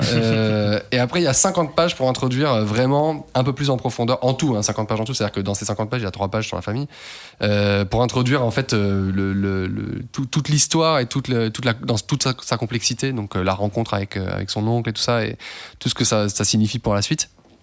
Et c'est vraiment, enfin voilà, moi après ça a une répercussion particulière puisque je bosse dans un truc créa, enfin comme pas mal de monde autour de la table, et du coup moi c'est exactement Tu vois, les doutes qu'il a, c'est exactement les doutes que j'ai ou que j'ai eu à un moment donné. Enfin, c'est la page blanche plus quand même. Hein. C'est la page blanche, mais c'est pas seulement la page blanche. Je pense que David, il a pas un problème de page blanche, je pense qu'il a plus un problème de reconnaissance. De confiance, ouais. Tu vois, enfin, lui, c'est de la reconnaissance pure et dure, mais la reconnaissance quand t'es artiste, j'aime pas trop ce mot-là. En fait, ouais, c'est vrai que page blanche c'était mal choisi parce qu'en fait, c'est plutôt, il a toutes les idées dans sa tête, c'est ça. Mais il arrive pas à les concrétiser ou à les mettre en forme ou en tout cas il a pas voilà, par le temps, quoi. Exactement. Il est vraiment obsédé par le temps et voilà, moi chez moi c'est une répercussion particulière, mais je pense que c'est pas juste pour ça que j'ai aimé, quoi. C'est forcément ça a une résonance chez moi, mais c'est aussi parce que je trouve que c'est quelque chose qui est universel, quoi. Donc il a vraiment il est obsédé par ça, quoi. Il est obsédé par le temps, la reconnaissance.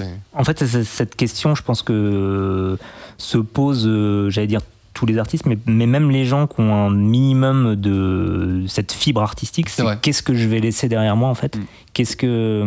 Comment on se souviendra de moi ? Est-ce qu'on se souviendra de moi, tout simplement ? Mais d'ailleurs, au-delà de la reconnaissance. C'est pour ça que quand son oncle lui dit qu'est-ce que tu donnerais pour tout ça, il dit ma vie, parce qu'en fait, il préfère mourir maintenant en ayant fait quelque chose que vivre jusqu'à 100 ans en ayant raté sa vie, quoi. Mais en plus, son oncle lui présente les choses de telle manière à ce que, enfin, tu vois, c'est terrible, quoi. C'est vraiment genre, alors je t'explique ce qui va se passer à partir de maintenant. Ouais, voilà, tu vas faire ça. Chez toi, tu vas faire ça. Ensuite, tu vas rencontrer quelqu'un.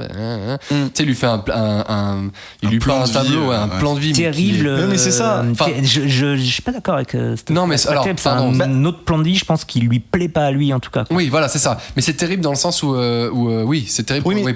C'est terrible pour le personnage, tout à fait, t'as raison. Pour le personnage principal, mais. Ça revient sur ce que tu disais, parce qu'en fait, il a envie de laisser son empreinte dans le monde artistique, mais aussi dans la vie des gens. Et du coup, je rejoins Charlie quand il dit que la vie que lui présente son oncle, c'est une vie de pépère. Enfin, c'est la vie, c'est genre la femme, le chien, la maison, tu vois. Ça plaît à beaucoup de gens, tout, voilà. Ça plaît à beaucoup de gens, mais c'est vraiment la vie installée. Et lui, je pense que ça lui plaît pas parce que, justement, lui, il a envie, c'est pas genre forcément l'artiste torturé, mais il a envie, justement, d'avoir une vie qui a compté et qui veut pas juste une vie pépère, quoi, en fait. Et en plus, clairement, son oncle, quand il lui présente ce plan-là alternatif, clairement son but, tu vois, c'est qu'ils disent non, tu vois. Mais vraiment, tu vois, genre, il lui dit bon bah voilà, tu vas te marier avec moi. Bon bah vous vous aimerez pas vraiment, mais t'es là genre ouais bah non, tu vois, c'est horrible, quoi, vraiment, genre non.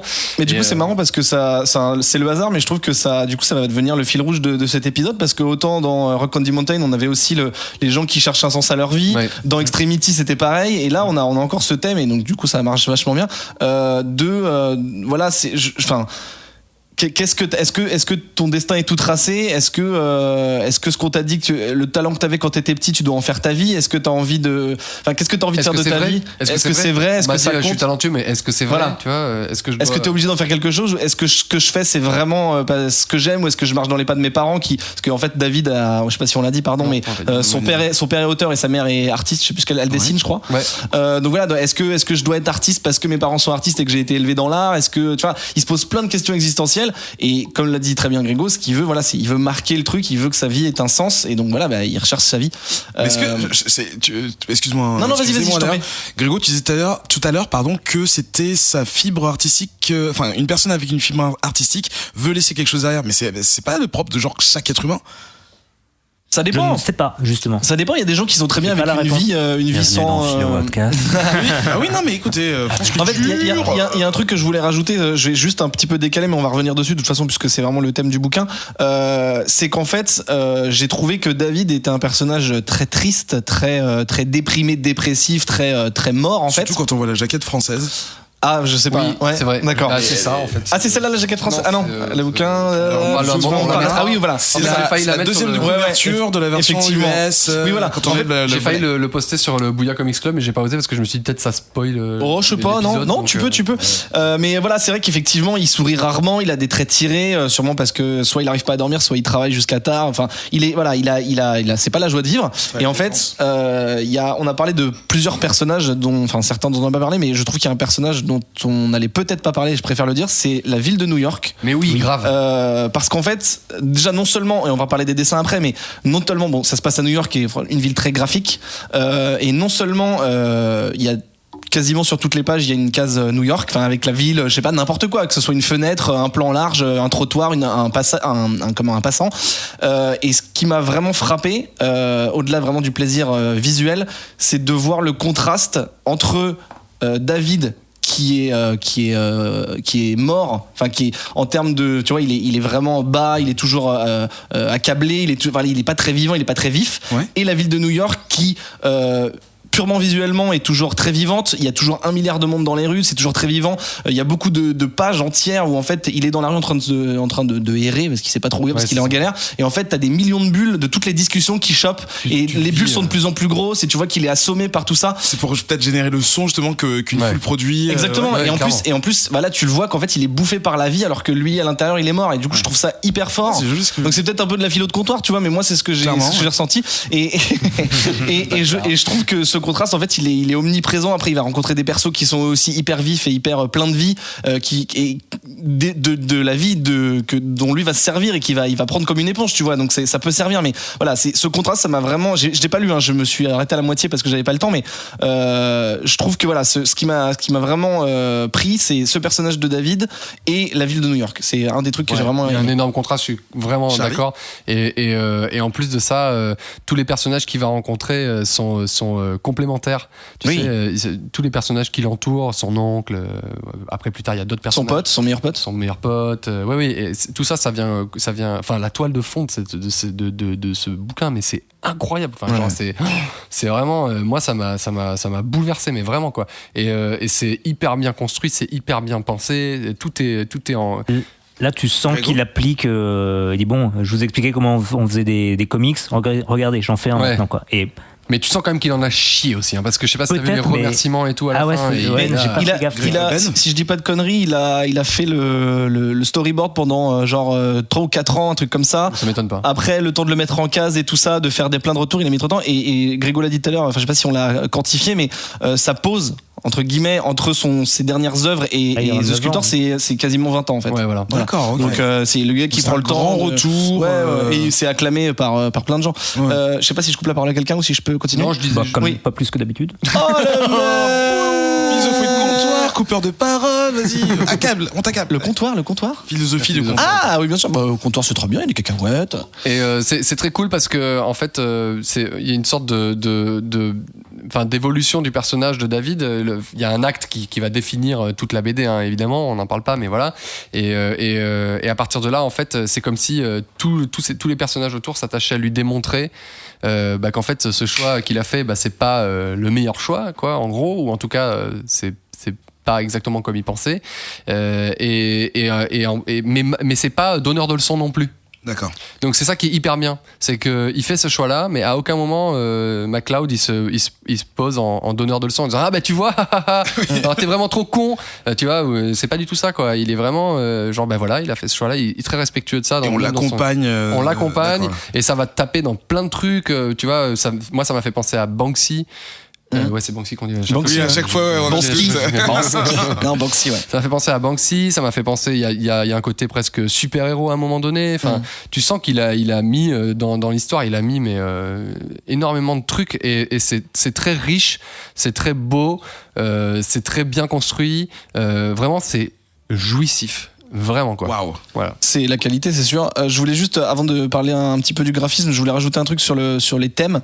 Il y a aussi le thème de il faut foncer, il faut tenter des trucs. À l'image de David qui n'a jamais confiance en lui et son pote essaie de le motiver en lui disant mais vas-y, il faut que tu fasses tes sculptures. À un moment il rencontre un personnage féminin, c'est Meg je crois, qui pareil elle est actrice et en fait elle fait des auditions et des fois elle foire et des fois elle dit j'ai une audition et tous ses potes lui disent mais vas-y tu fais non je sais pas, si il faut tenter, t'as rien à perdre. Enfin, il y a toujours cette espèce de discours de dire go et c'est peut-être aussi là où il fait, alors désolé pour les gens qui aiment bien la vie en banlieue avec un chien et une maison et tout, mais c'est peut-être aussi pour ça que l'oncle lui dit est-ce que tu veux cette vie entre guillemets pas de merde, mais tu vois, est-ce que tu veux cette vie pépère ou est-ce que tu veux tenter le coup ou est-ce que tu veux te reposer sur tes lauriers et regretter après. En gros c'est regret versus remords, tu vois. Il lui met sous les yeux un choix qui n'est pas qui est en fait le choix je pense de très peu de gens, enfin je pense qu'il y a des gens qui le font et c'est très bien et donc encore une fois chacun fait ce qu'il veut, il y a aucun problème quoi, mais là enfin c'est biaisé, tu vois.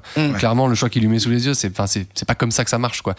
Pardon, je t'ai coupé. Non, pas du tout. Non, et parce que je voulais parler des graphismes, on en a pas trop parlé. En fait, moi, c'est le premier truc que j'ai vu en fait, fatalement, quand tu feuillettes. Et ce qui est génial, c'est que donc c'est pas en couleur, c'est pas noir et blanc. Ouais. C'est bichrome en fait, c'est-à-dire c'est noir et blanc mais avec des touches de bleu et beaucoup de bleus différents. Et je trouve ça très élégant déjà de base. Ce qui est intéressant, c'est que le bleu c'est une couleur froide. Donc quand tu veux exprimer la tristesse, le fait qu'il pleuve, enfin tous ces trucs là, ça fonctionne.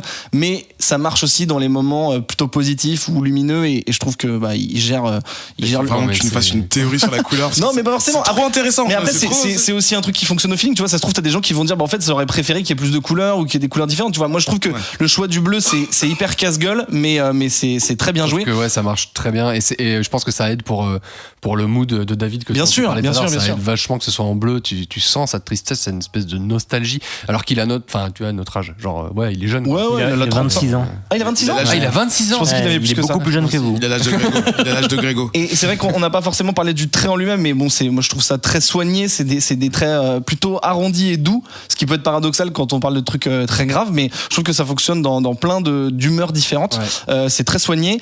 Et ce qui m'a vraiment, donc la couleur, je l'ai dit, beaucoup de nuances de bleu et ça fonctionne très bien. Le trait aussi. Et un truc qui m'a vraiment choqué dans le bon sens, c'est la gestion des pleins et des vides.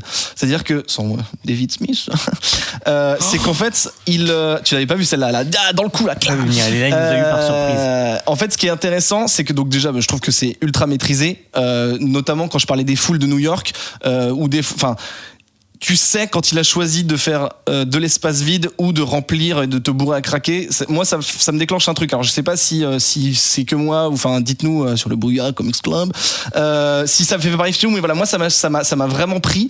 Je trouve que ça illustre vraiment l'état d'humeur de David ou des autres personnages. Et un dernier truc, c'est les contrastes parfois, et ça lui arrive souvent. Et c'est vrai qu'on n'a pas trop parlé du côté un peu mystique, mais il y en a un. Il poursuit des gens. Il croit voir quelqu'un dans la foule fourmillante de New York. Et en fait, quand il voit cette personne et qu'il va la poursuivre, au bout d'un moment, cette personne est en noir vraiment foncé et toute la foule autour est là, mais elle est plus légère, en filigrane un peu. Aussi, voilà. Il y a des trucs en filigrane, ça revient. Pour dire comme s'il faisait le focus, et en fait c'est tellement élégant, je trouve ça tellement. Il y avait 1 million de façons de le faire dans un comics de maintenant dégueulasse. Enfin tu vois, genre un truc hyper coloré à la Curse Words, ils auraient joué avec des flous Photoshop dégueulasses.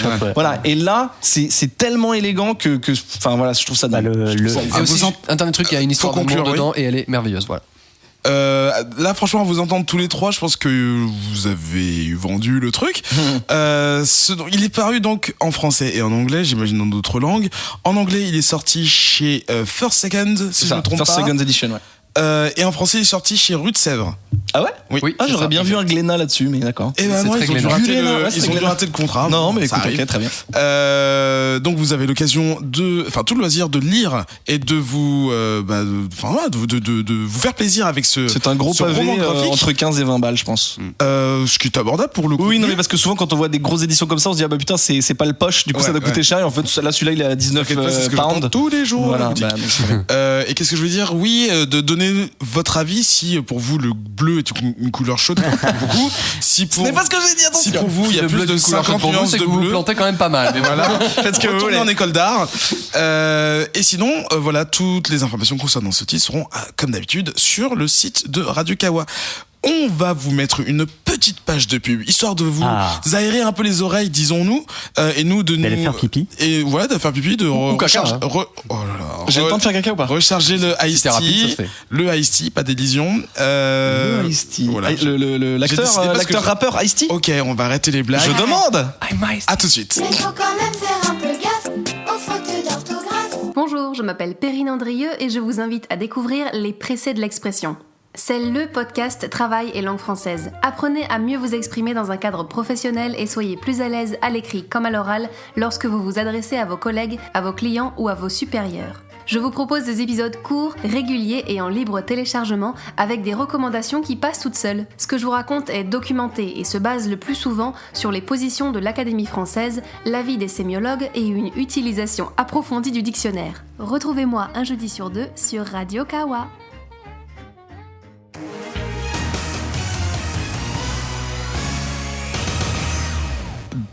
Une émission qui est donc obligatoire pour tous les gens de Comics Outcast. Je veux plus, surtout sur Ben. Je ne veux plus parler. C'est bon, je parle correctement la langue française.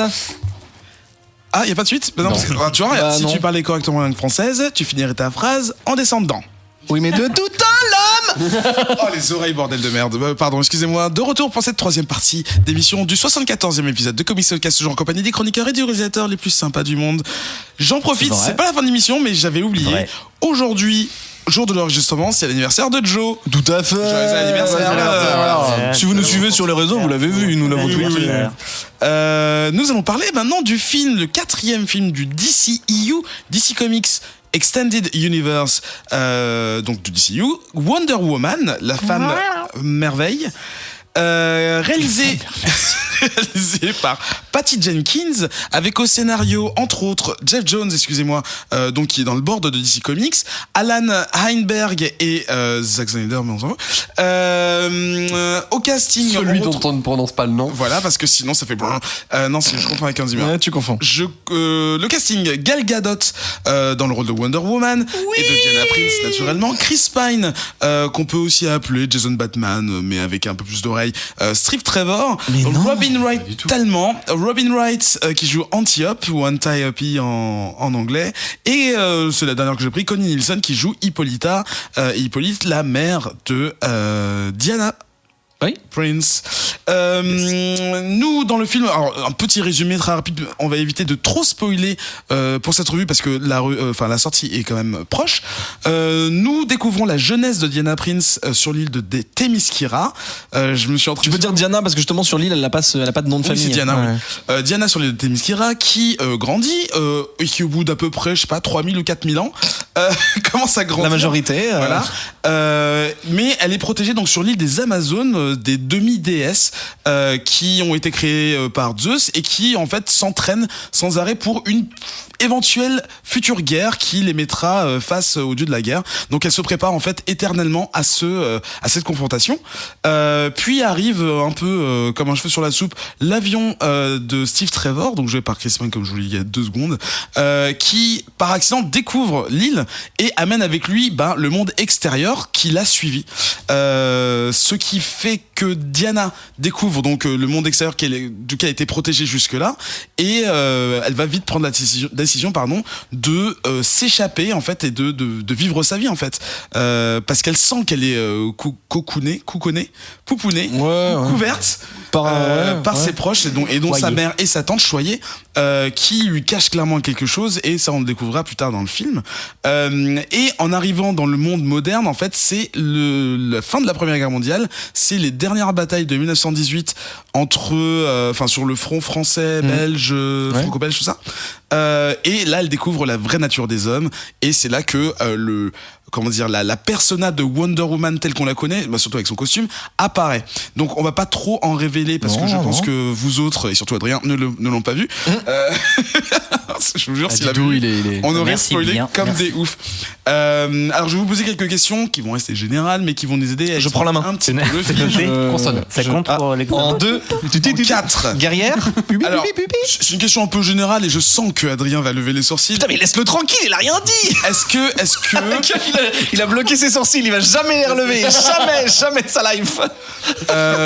On en est. Je pourrais pas faire le décompte du nombre de films de super-héros qu'on a eu depuis 2005-2006. Et donc c'est le premier film de super-héroïne. Non, c'est pas ça que t'allais dire. Je vais pas partir sur ce. C'est un fait. C'est un fait, il faut le signaler. Mais ce que je voulais dire, c'était est-ce que c'est une bonne origin story pour une fois? J'en ai vu pour une fois. Voilà, parce que le gars a dit, vous inquiétez pas les gars, petit backstage, vous inquiétez pas les gars, j'ai des questions, c'est super positives. Est-ce que pour une fois c'était pas de la merde?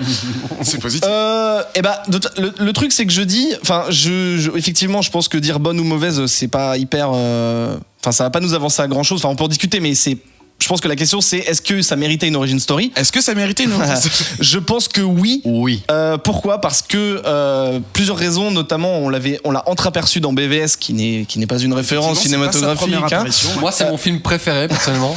Je sais pas si je l'ai dit. Charlie, je suis très rarement vulgaire dans cette émission. Ferme ta gueule. Oh non, non. C'est un bot sensible. Ouais, c'est vrai. Mais là où c'est intéressant, c'est que tu voulais pas en parler, mais je vais en parler quand même. Vu que c'est le premier héros féminin depuis toute cette gerboulie depuis 2008 C'est ça. Depuis Electra, non, depuis le. Ouais, putain. Ouais, enfin, bordel non, de mais merde. En gros, il y en a depuis longtemps, mais si on veut mettre un point de départ à tout ce comics gerbouli, c'est depuis Iron Man. Après, il y a eu le MCU, le DCU, etc. Bon, bref, c'est la première super-héroïne. Donc, je pense que si elle avait pas eu une origin story, ça aurait été un peu dommage.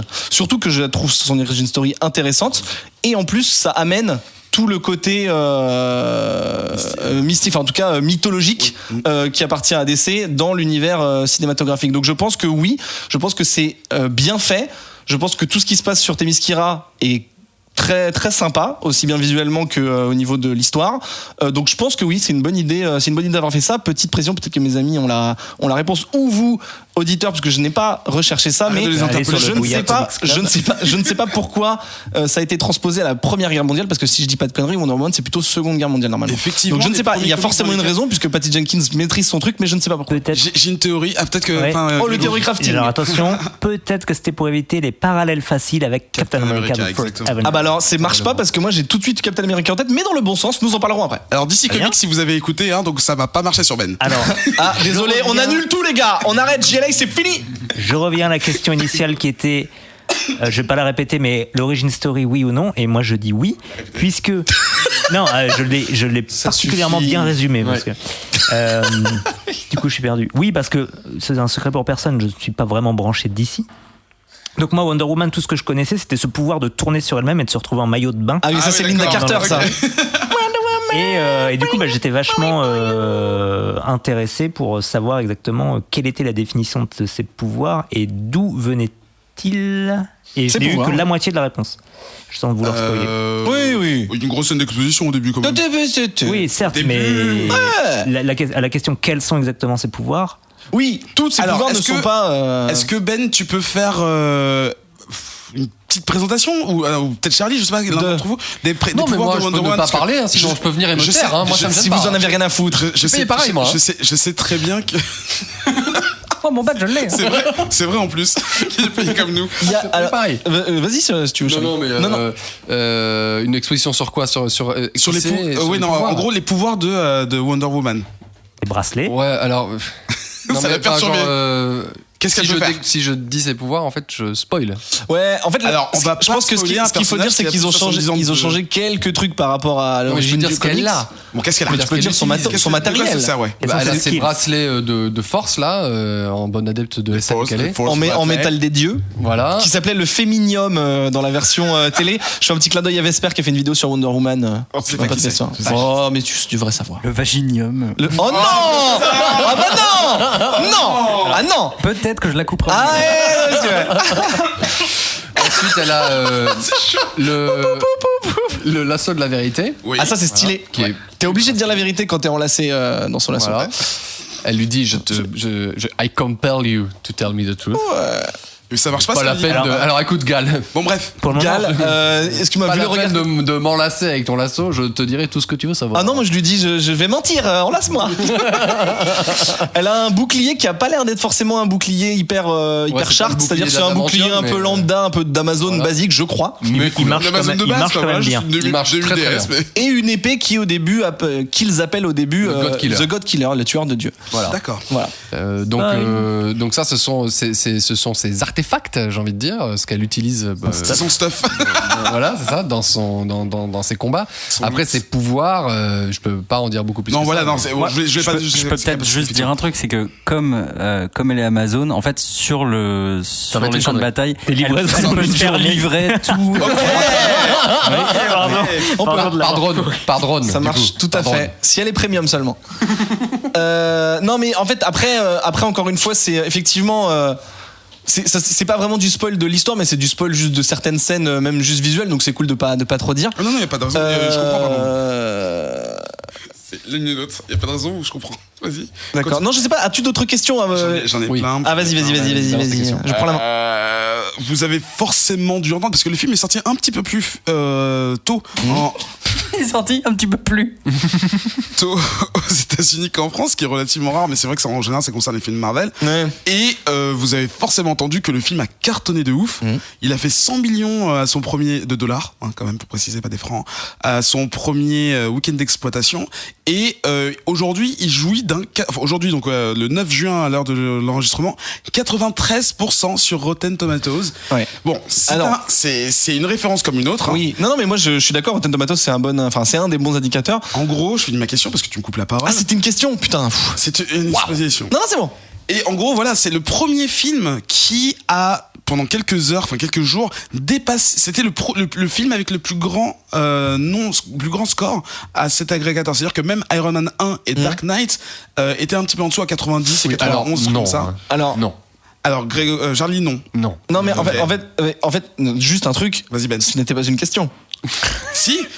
Comment toi tu expliques après avoir vu ce film Le Triomphe? Non, en fait, le truc c'est que je pense, et après encore une fois c'est du débat infini, mais je vais quand même dire un petit mot, c'est que je pense que l'avis sur ce film, 93% sur Rotten Tomatoes, moi je suis d'accord. Enfin, ça me va. C'est peut-être un petit peu élevé, mais ça me va, ok?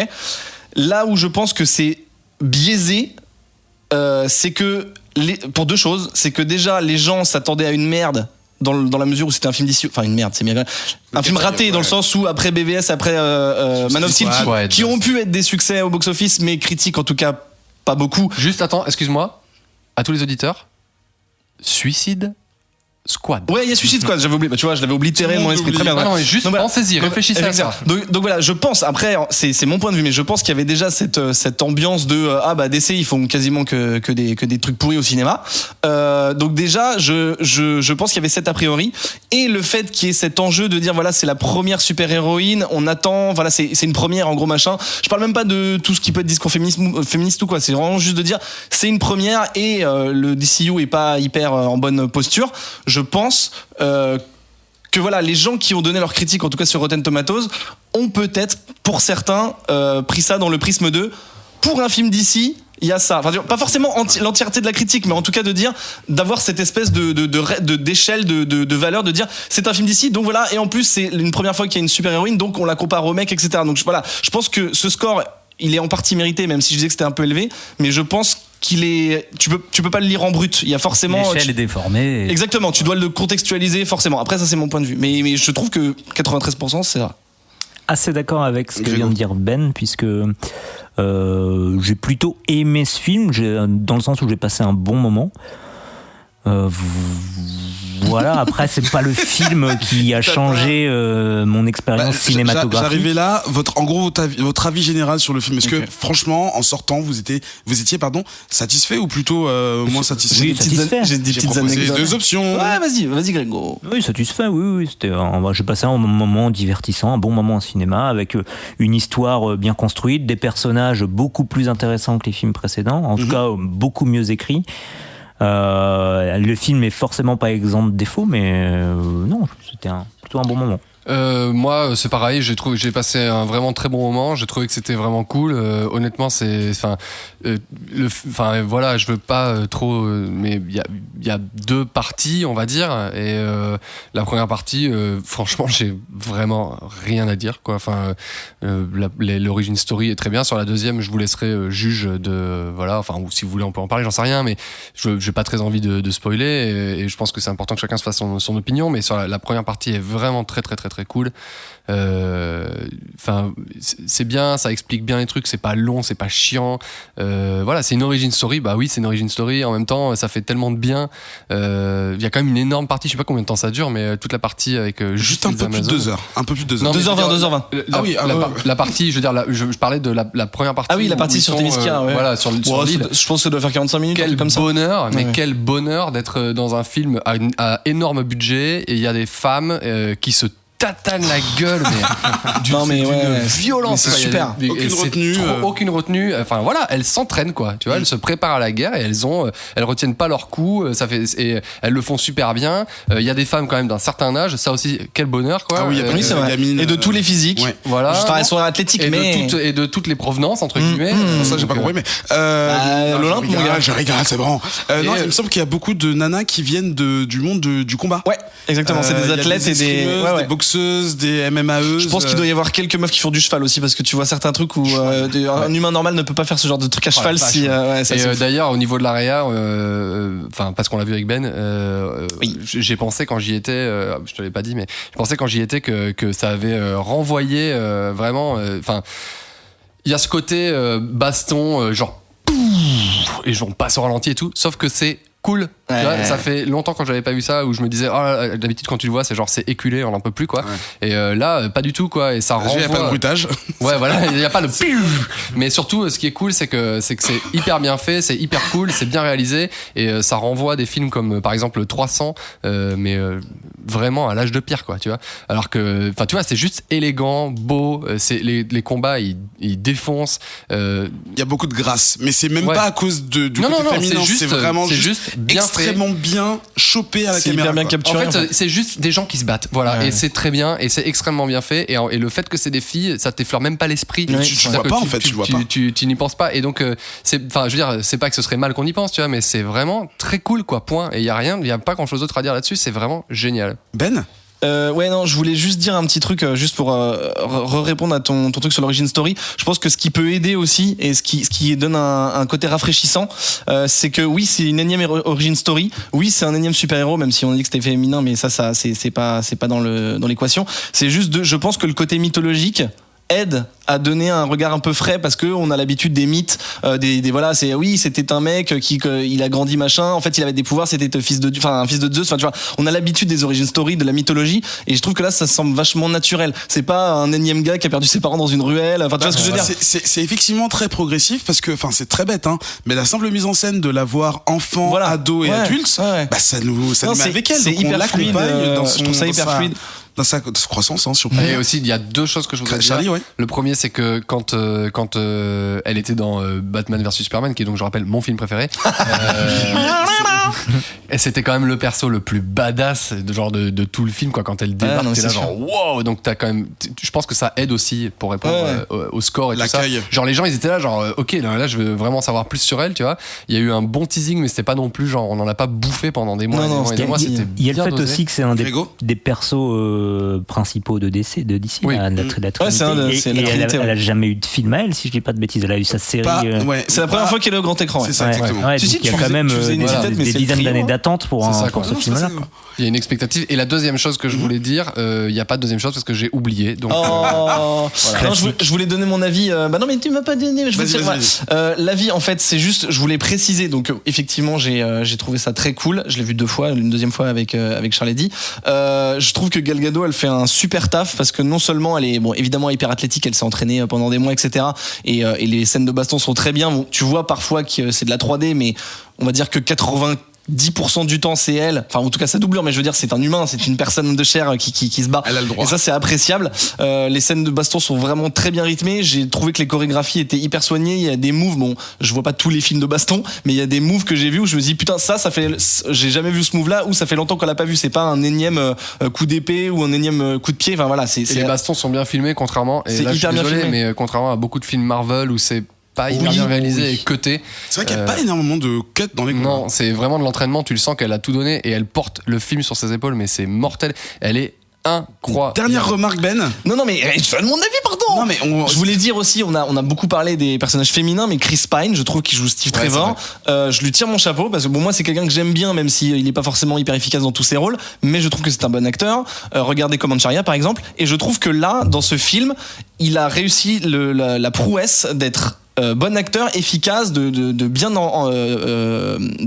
comment on appelle ça, incarner son personnage, et surtout parce que je pense que c'était une reco, de ne pas faire de l'ombre au personnage principal.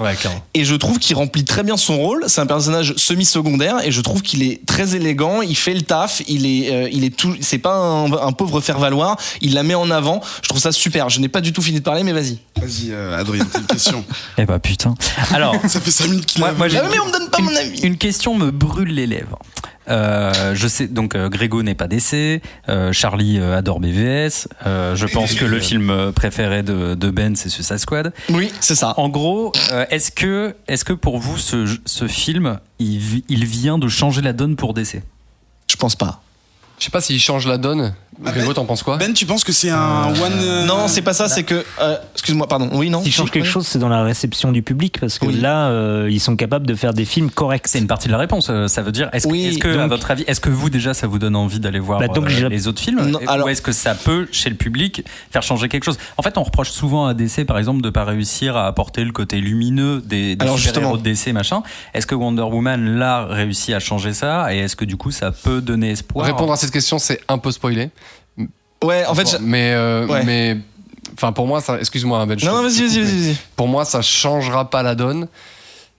Pas si c'est pas suivi par un autre, et je suis pas persuadé que de ce que j'ai vu, c'est débile parce que c'est des trailers, donc quelle idée je peux avoir sur les trailers, c'est ridicule, mais il y a quand même une patte dans les trailers. Oui, mais de ce que j'ai vu des trailers, justement, ça me fait plus penser à BVS que à Wonder Woman. En fait, donc le prochain Justice League, un des petits doutes parce qu'on a déjà vu des images et c'est vrai que c'est pas super encourageant, mais peut-être pour celui d'après. Alors je sais pas ce que ce sera quoi après. Justice League, il y a Flash et Aquaman. Flash et Aquaman. Ah, après Justice League, ouais. Aquaman. Le truc, c'est Flash, on connaît. Aquaman sera peut-être plus intéressant parce qu'on connaît pas finalement. Il a jamais été porté à l'écran. Peut-être que le calendrier va les aider, ouais. En fait. Là où j'ai pas confiance, c'est que même tu vois un personnage de Flash qui est mon perso préféré chez DC, je l'attends pas vraiment. Enfin, j'ai très peur. Et là, tu parles de ça, tu dis ça parce qu'il a une armure. C'est pour ça. Non, mais même. Enfin bon, il y a plein de trucs. Mais ce que je veux dire, c'est que je pense que la charte et l'identité du DCU, c'est hyper casse-gueule de dire ça, mais je le dis. Enfin, l'impression que j'en ai maintenant, c'est ça. Et qu'elle est déjà plus ou moins posée parce que ça tourne autour du Justice League et ils ont fait les origin story des persos avant. C'est évidemment Man of Steel et BVS qui ont mis les choses en place, mais je pense que l'identité visuelle de Justice League est déjà mise en place, celle de Flash aussi et celle de Aquaman. Je dis pas qu'elles se ressemblent toutes, mais en tout cas je pense qu'elles sont déjà décidées. Du coup, ce que peut changer Wonder Woman, ça serait plutôt au niveau de Justice League, mais là où j'ai très peu confiance, Charlie parlait de spoil, je vais pas spoiler, mais parce que je voulais faire mon avis sur un truc négatif, ce que je fais rarement, mais c'est que je voulais dire que le dernier quart du film, je l'ai trouvé un peu longuet, et surtout visuellement, je trouve qu'on perd cette luminosité que je trouve, retombe dans les travers. C'est un atout du film, c'est hyper lumineux tout le temps, enfin dans tous les sens du terme, au propre comme est figuré, et dans cette fin, on peut justifier ce côté plus sombre à la fin si tu veux, mais je trouve que ça fait un peu, on raccroche les wagons du DCU pour que, surtout que là on est en 14 et que on doit raccrocher, en tout cas au niveau du scénario général du DCU au présent, et j'ai l'impression que c'est un peu un raccrochage visuel. Donc j'espère que je me trompe, mais en tout cas cette espèce de changement de luminosité dans tous les sens du terme, ça me fait penser que le Justice League va ressembler à un truc très très foncé. Et peut-être que Wonder Woman sera très lumineuse dans Justice League, mais ça serait bien qu'il y ait d'autres héros qui soient comme ça, tu vois. Donc je sais pas, j'ai pas très confiance. Pardon, quelqu'un. Moi j'ai toujours des choses à dire, mais moi aussi j'ai toujours plein de trucs à dire. Vas-y, go Charlie. Je trouve que le personnage, c'est ce que je voulais dire tout à l'heure, le personnage de Gal Gadot, enfin de Wonder Woman, de Gal Gadot, de Diana Prince, est bien traité, et je trouve que c'est important de le dire. T'as parlé de Chris Pine qui est très très bien, ouais. Et c'est vrai, il la porte vraiment, et elle, ce qui est génial, c'est que ils ont pas fait un personnage qui allait être une teubée, tu vois, ou une. Enfin, tu vois, on a passé. Elle est naïve, mais pas bête. C'est exactement ça. Tu vois, elle est traitée comme un enfant. Mais de 8000 ans. Voilà. Mais dont les parents diraient on peut parler de tout. Tu vois, genre, t'as un avis, donne-nous ton avis, ça nous intéresse et tout. Et là, c'est exactement ça. C'est-à-dire qu'il y a plein de scènes où, genre, elle regarde, parce en fait, elle découvre le monde. Oui, quoi. Elle connecte son île avec ses tantes. Elle débarque dans le monde. Ok, alors je vous interromps 2 secondes. J'ai pas vu le film, donc je vais pas trop. C'est bien cet avis, c'est bien. Est-ce que du coup, alors elle est innocente et naïve et pure, et elle arrive dans notre monde, elle est un petit peu dégoûtée par la guerre et par les hommes, mais elle va quand même tomber amoureuse du premier gros lourdeau qu'elle tombe. Oh non, ce serait cliché. Franchement, non, parce que du coup sinon c'est plus compliqué que ça. C'est le 5e élément. Non mais ça va être trop fort aujourd'hui que j'entends ce commentaire. Non mais je pense que c'est pas aussi ridicule que comme tu l'as mis soyons complètement honnêtes. Pas si ridicule que le 5e élément. À la fois. Soyons complètement honnêtes. Il y a de ça, clairement. Tu vois, j'invite tous les auditeurs à chercher une vidéo en ligne qui s'appelle Born Sexy Yesterday, qui parle de ce problème au cinéma et qui est limite dérangeant en fait. Quand ils pensent, ça veut dire que dans le cinéma, on a toujours mis des rôles de femmes enfants qui arrivent dans un monde qu'elles ne connaissent pas. Elles sont l'innocence représentée, en fait, la pureté de l'enfant. Sauf que c'est pas vraiment. Elle est juste magnifique, et tous les hommes ont envie de se la taper. Et en fait, finalement, c'est le héros qui est un peu un anti-héros de base qui finit par se la faire. C'est pas ça. Et ça, c'est un espèce de fantasme masculin. Est-ce que vous dites genre ça pour le protéger? Non. Ce que tu dis, c'est très vrai et c'est un truc qui existe vraiment, mais je pense, en tout cas, ma vision du truc, donc c'est que Wonder Woman évite ce problème. Je pense qu'elle évite dans le sens où on a dit que Diana était innocente et naïve, mais je trouve que c'est un peu péjoratif. Je dirais plutôt que c'est la vérité. Non, mais attends, je te parle de mon point de vue. Je trouve que c'est pas du tout au sens péjoratif du terme, c'est-à-dire qu'elle a été isolée sur une île de femmes pendant des milliers d'années, donc elle a sa vision, son éducation. Elle arrive dans le monde des hommes et des humains, et là, et j'irai pas jusqu'à dire que elle est ingénue et tout le monde veut se la taper, et finalement c'est le héros qui se la tape. Pour moi, c'est pas ça. C'est-à-dire que déjà, je pense qu'il faut corriger un truc, en tout cas de mon point de vue, c'est que oui, elle est ingénue sur certains trucs parce que il y a plein de trucs qu'elle connaît pas dans notre monde, mais c'est pas du tout quelqu'un qui se laisse emporter et qui suit comme un mouton. C'est quelqu'un qui est très déterminé, qui est très décidé. Plusieurs fois dans le film, elle dit j'ai décidé de faire ça, je le fais. On lui dit non, fais pas ça, elle le fait quand même. D'ailleurs, c'est Steve Trevor lui dit, parce qu'il est quand même militaire et c'est lui qui gère, tu vois, pas du tout en mode ta gueule, t'es une femme, mais plutôt en mode c'est moi le gradé, c'est moi qui décide de la mission. Et elle en fait, elle lui dit oui. En fait, elle fait complètement l'inverse. Donc en fait, elle fait ce qu'elle a envie de faire. C'est une femme forte et plusieurs fois, elle dit non, tu m'empêcheras pas. J'ai envie de faire ça, même si elle se trompe, tu vois. Donc c'est pas du tout un objet, quoi. Et elle est aussi extrêmement cultivée. Genre, elle a un rapport aux choses qui est très genre elle a lu énormément, elle parle. Il y a même une scène au tout début, là pour le coup je parle au tout début, au milieu du film, qui est pas du tout spoilable, où ils se retrouvent Steve Trevor, donc qui et elle ensemble, et à un moment donné il lui dit ce que j'ai bien aimé d'ailleurs, c'est lui, il est très classe, très élégant, il est pas du tout sur la brèche, quoi, tu vois, il est clair et net dans ses intentions, genre voilà, toi t'es là, moi je suis là et tout, et ils sont ensemble dans un endroit clos et donc ils doivent dormir, et en gros il lui dit bon bah moi je dors là, toi tu dors là, tu sais, voilà, et elle lui dit mais pourquoi tu dors pas à côté de moi? Il fait bah parce que ce serait pas convenable sans qu'on soit. On est en 1918, hein. Ouais, voilà. Et elle lui dit non mais enfin. Et surtout ça fait 1 heure qu'il la connaît. Voilà, tu vois, elle lui dit mais alors elle lui demande d'expliquer le mariage, donc il explique le mariage, elle fait ok, elle fait bah ouais mais enfin bon c'est débile quoi, tu vois, genre il y a de la place, viens dormir là quoi.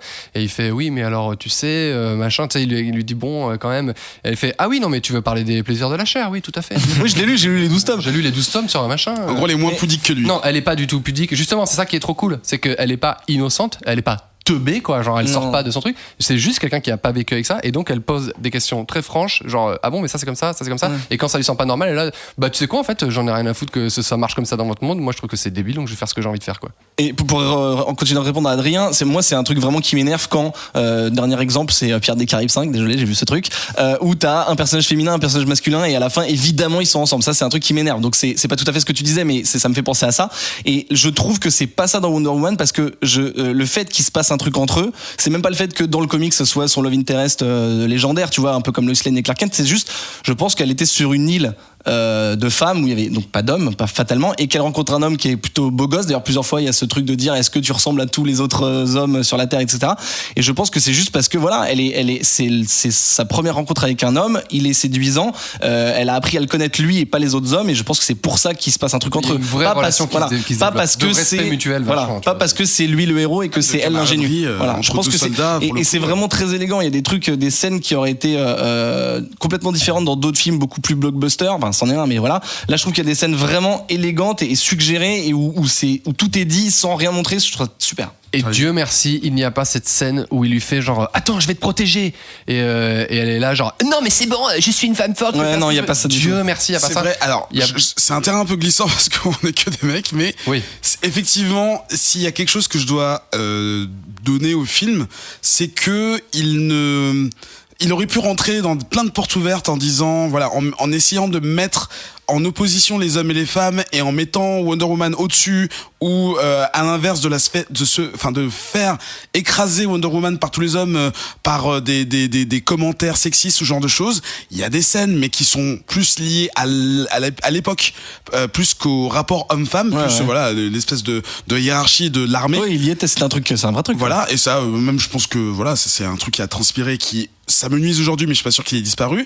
Mais le film n'est pas, enfin moi ce que j'en ai retiré, c'est que c'était pas un message pour dire elle est meuf, on est complètement opprimé, c'est un monde complètement injuste, il faut tout qu'on se révolte, les hommes c'est tous des connards, machin. Non, c'est pas du tout ça. Le message, j'ai même pas l'impression qu'il y en ait un, parce qu'en fait ils montrent un déséquilibre entre des demi-dieux et des humains. Déjà, c'est le premier déséquilibre.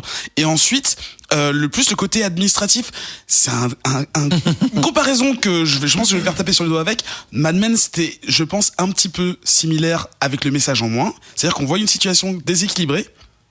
Et au fur et à mesure, en fait, par les mots, par des actions discrètes, en fait, l'équilibre était plus ou moins atteint. Dans Wonder Woman, les actions, en fait, la font passer tout de suite au-dessus. Parce qu'elle sauve beaucoup de gens. En fait, on présente, c'est la présentation d'un super-héros. Voilà. Un super-héros, parce que j'ai l'impression que c'est l'inverse. C'est pas la présentation d'un super-héros féminin. C'est une héroïne qui n'est pas humaine, par son origine, je veux dire, et qui devient humaine.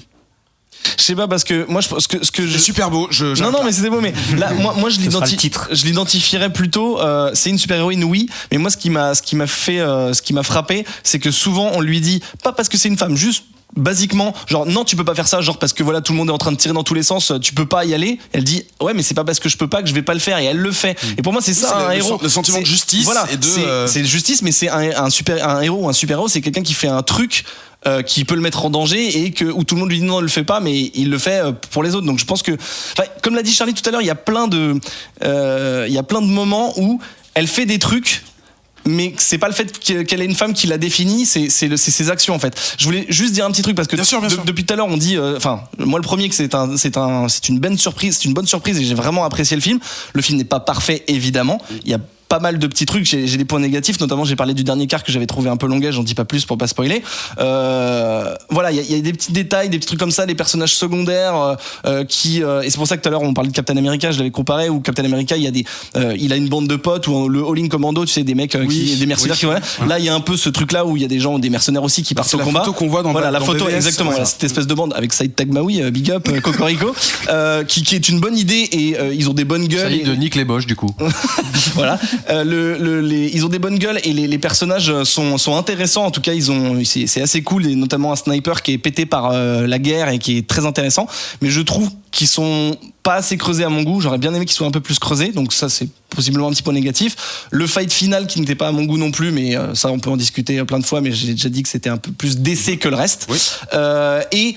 Je finis par un point positif, la bande son que sûrement Adrien va nous mettre plein de fois en post-prod. Moi je l'aime, plein de gens ne l'aiment pas, mais moi je l'aime, et je trouve qu'elle est utilisée non seulement au bon moment, mais aussi en bonne quantité. Et j'ai une petite anecdote à ce sujet, je finirai par ça. Évidemment. On l'a vu. Combien de fois il a dit je finirai par ça dans la même prise de parole. On l'a vu avec Charlie, et une des bastons où elle débarque, il y a plein d'ennemis, donc voilà, jeu vidéo, ça va se taper.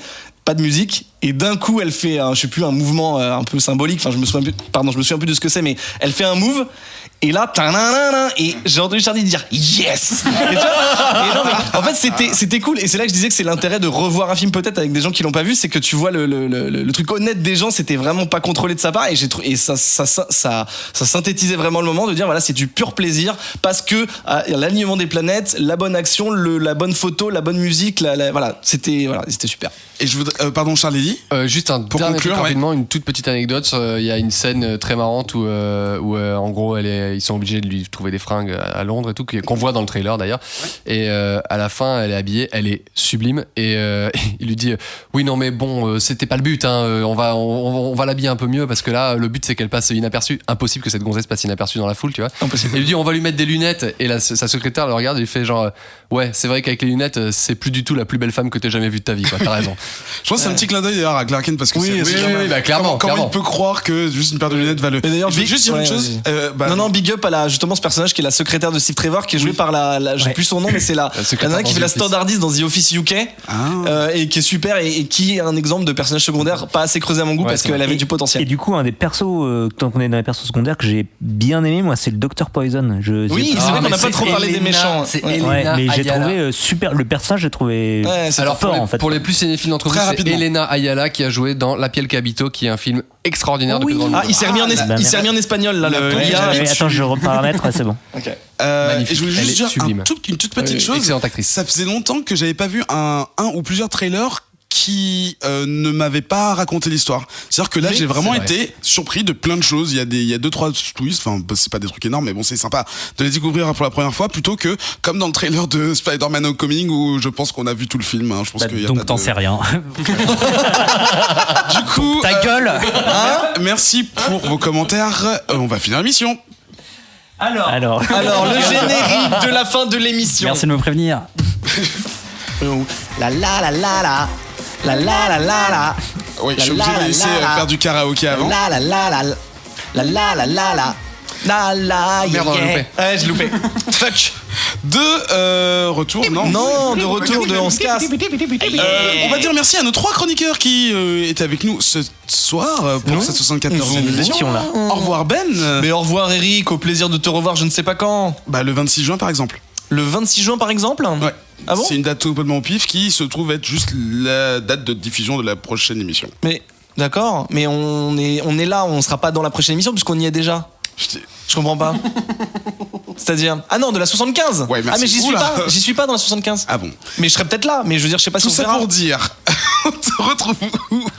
Oh bien, Témiscaira, l'île des Amazones, Internet. Non, bah écoutez, oui, bah comme d'habitude, hein, le syndicat du screen tous les mardis à 19h sur JVTV. Hein. Vous allez l'insulter dans le chat. Hein, Tout à puisque fait. C'est la charte, hein, c'est la charte. Là-bas, on Moquez-vous dit de pas la taille bon. de sa barbe. La taille, la dimension ou la taille, comment c'est taillé? On te retrouve où, Ben? Du coup, dans cette émission, tous les mardis, je l'ai dit, 19h, ciné, on parle de ciné et de TV. Et également, c'est cool, c'est quoi, sur Qualité, quand j'aurai le temps avec Adrien et Joe de faire le nouvel épisode. C'est bien de plus avoir de calendrier. Sinon, oui, si, bien sûr, mais autopromo, j'ai remis à jour mon site benrenault.com, benrenaut.com. Je suis graphiste et illustrateur freelance, donc si vous avez besoin de jolis dessins ou de graphisme, n'hésitez pas à taper www. Super et, chiant. et à donner votre avis sur le logo. Ah c'est vrai. Ouais non mais ça c'était Orange, que vert. pour vous. Non mais c'est ça, c'est décidé. J'ai mis la petite tête de mort jaune. C'est décidé. On va également dire au revoir. C'est voilà. bon? Oui c'est bon. On va également dire au revoir à Charlie. Au revoir à tous et à bientôt, sauf si vous avez aimé le Hulk de Ang Lee. Ah ouais. Donc toi, il est en train de nous Attends. cliver. J'ai une question. Tu le juges parce que tu l'as regardé en français ou en anglais? Je l'ai regardé en anglais. Ok. Ça fait rire.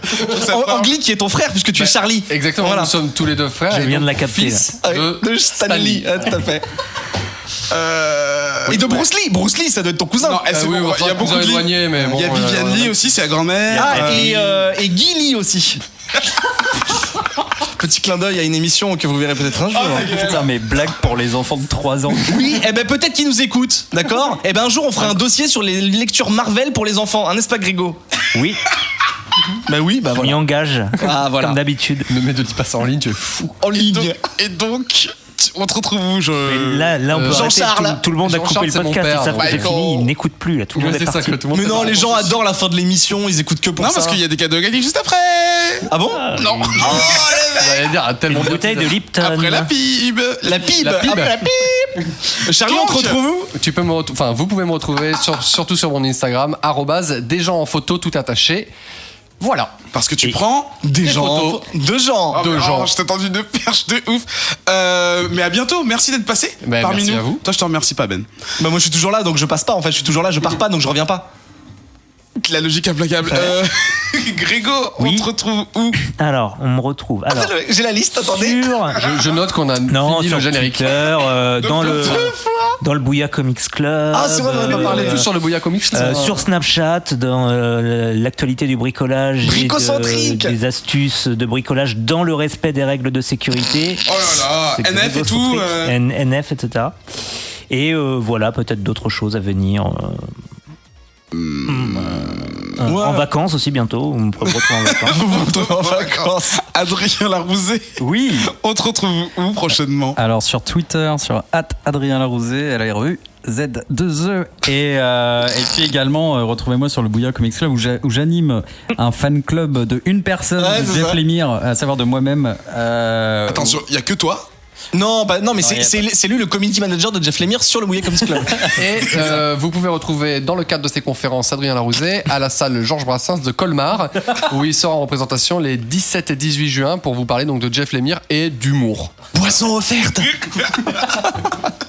Avec Demandez le conseil votre du... ticket. Non, mais en en fait, participation du conseil régional Peut-être qu'on peut en profiter pour remercier tous les membres du Boulet Comics Club qui sont de plus en plus nombreux et qui sont vachement réactifs. Au début, nous, c'est nous qui alimentions parce que c'était le tout début, en postant des trucs et tout, en disant qu'est-ce que vous lisez. Et maintenant, les gens ils se sont appropriés, ils postent des trucs, que ce soit comics, films, voilà. Donc c'est Super bonne ambiance. Ouais, bonne ambiance. C'est vrai. Bon enfant. Nous autres, on se retrouve dans 2 semaines, le 26 juin, pour la 75e émission. Putain, ça va vite ces conneries, hein. C'est pas des conneries, ce sont des comics. Alors pour toi, c'est des conneries. Alors voilà, c'est l'escalade. Des Americano conneries. Waouh. Non, tu couperas ça. Hein. Non, justement, il va le laisser. Je vous dis la quantité de choses que je vais couper. Oh non, bah non. À commencer par la blague sur. Enfin bref. T'es pas mal. Alors, on peut la redire au cas où il a coupé. Non, ah ouais, tu peux la couper 2 fois. J'ai envie de faire du montage. Merci à tous. Oh, c'était un gros... Ouais, un peu. Merci à tous, vous, aux autres auditeurs, de nous écouter toujours au plus nombreux. Ouais. À bientôt. Allez, portez-vous bien. Allez, bisous. Ciao. J'étais sûr que ça allait pas se finir. Bah oui. Ben, quelque chose à rajouter Oui, peut-être? on a oublié de parler. Gal Gadot, elle fait de la charité. Et elle a l'association pour les enfants de l'Olympe. Pour couper, sciation. Et que quand c'est leur anniversaire aux enfants, on leur fait des galgados d'anniversaire. Ah, c'est bon ça. Mais bon. She's my girl. Non, cela dit, on a oublié de dire un truc très important dans le HLB, c'est qu'à aucun moment il l'appelle Wonder Woman. Solo. Mais c'est un vrai truc et on l'a pas dit. Mais bon, c'est pas grave. Seulement ça enregistre. On n'a pas parlé de l'affiche de Black Panther aussi. Il fait semblant. Non, ça... Non, il a coupé. Oh, il a tellement coupé. Non, je sais pas. Ou alors il a coupé le micro. Rajoute un truc quand même au cas où il aurait pas coupé. Il va cliquer. Si vous entendez cette phrase, attention. vous gagnez tous les comics. Pourquoi vous écoutez encore là, sérieux? Rentrez chez vous.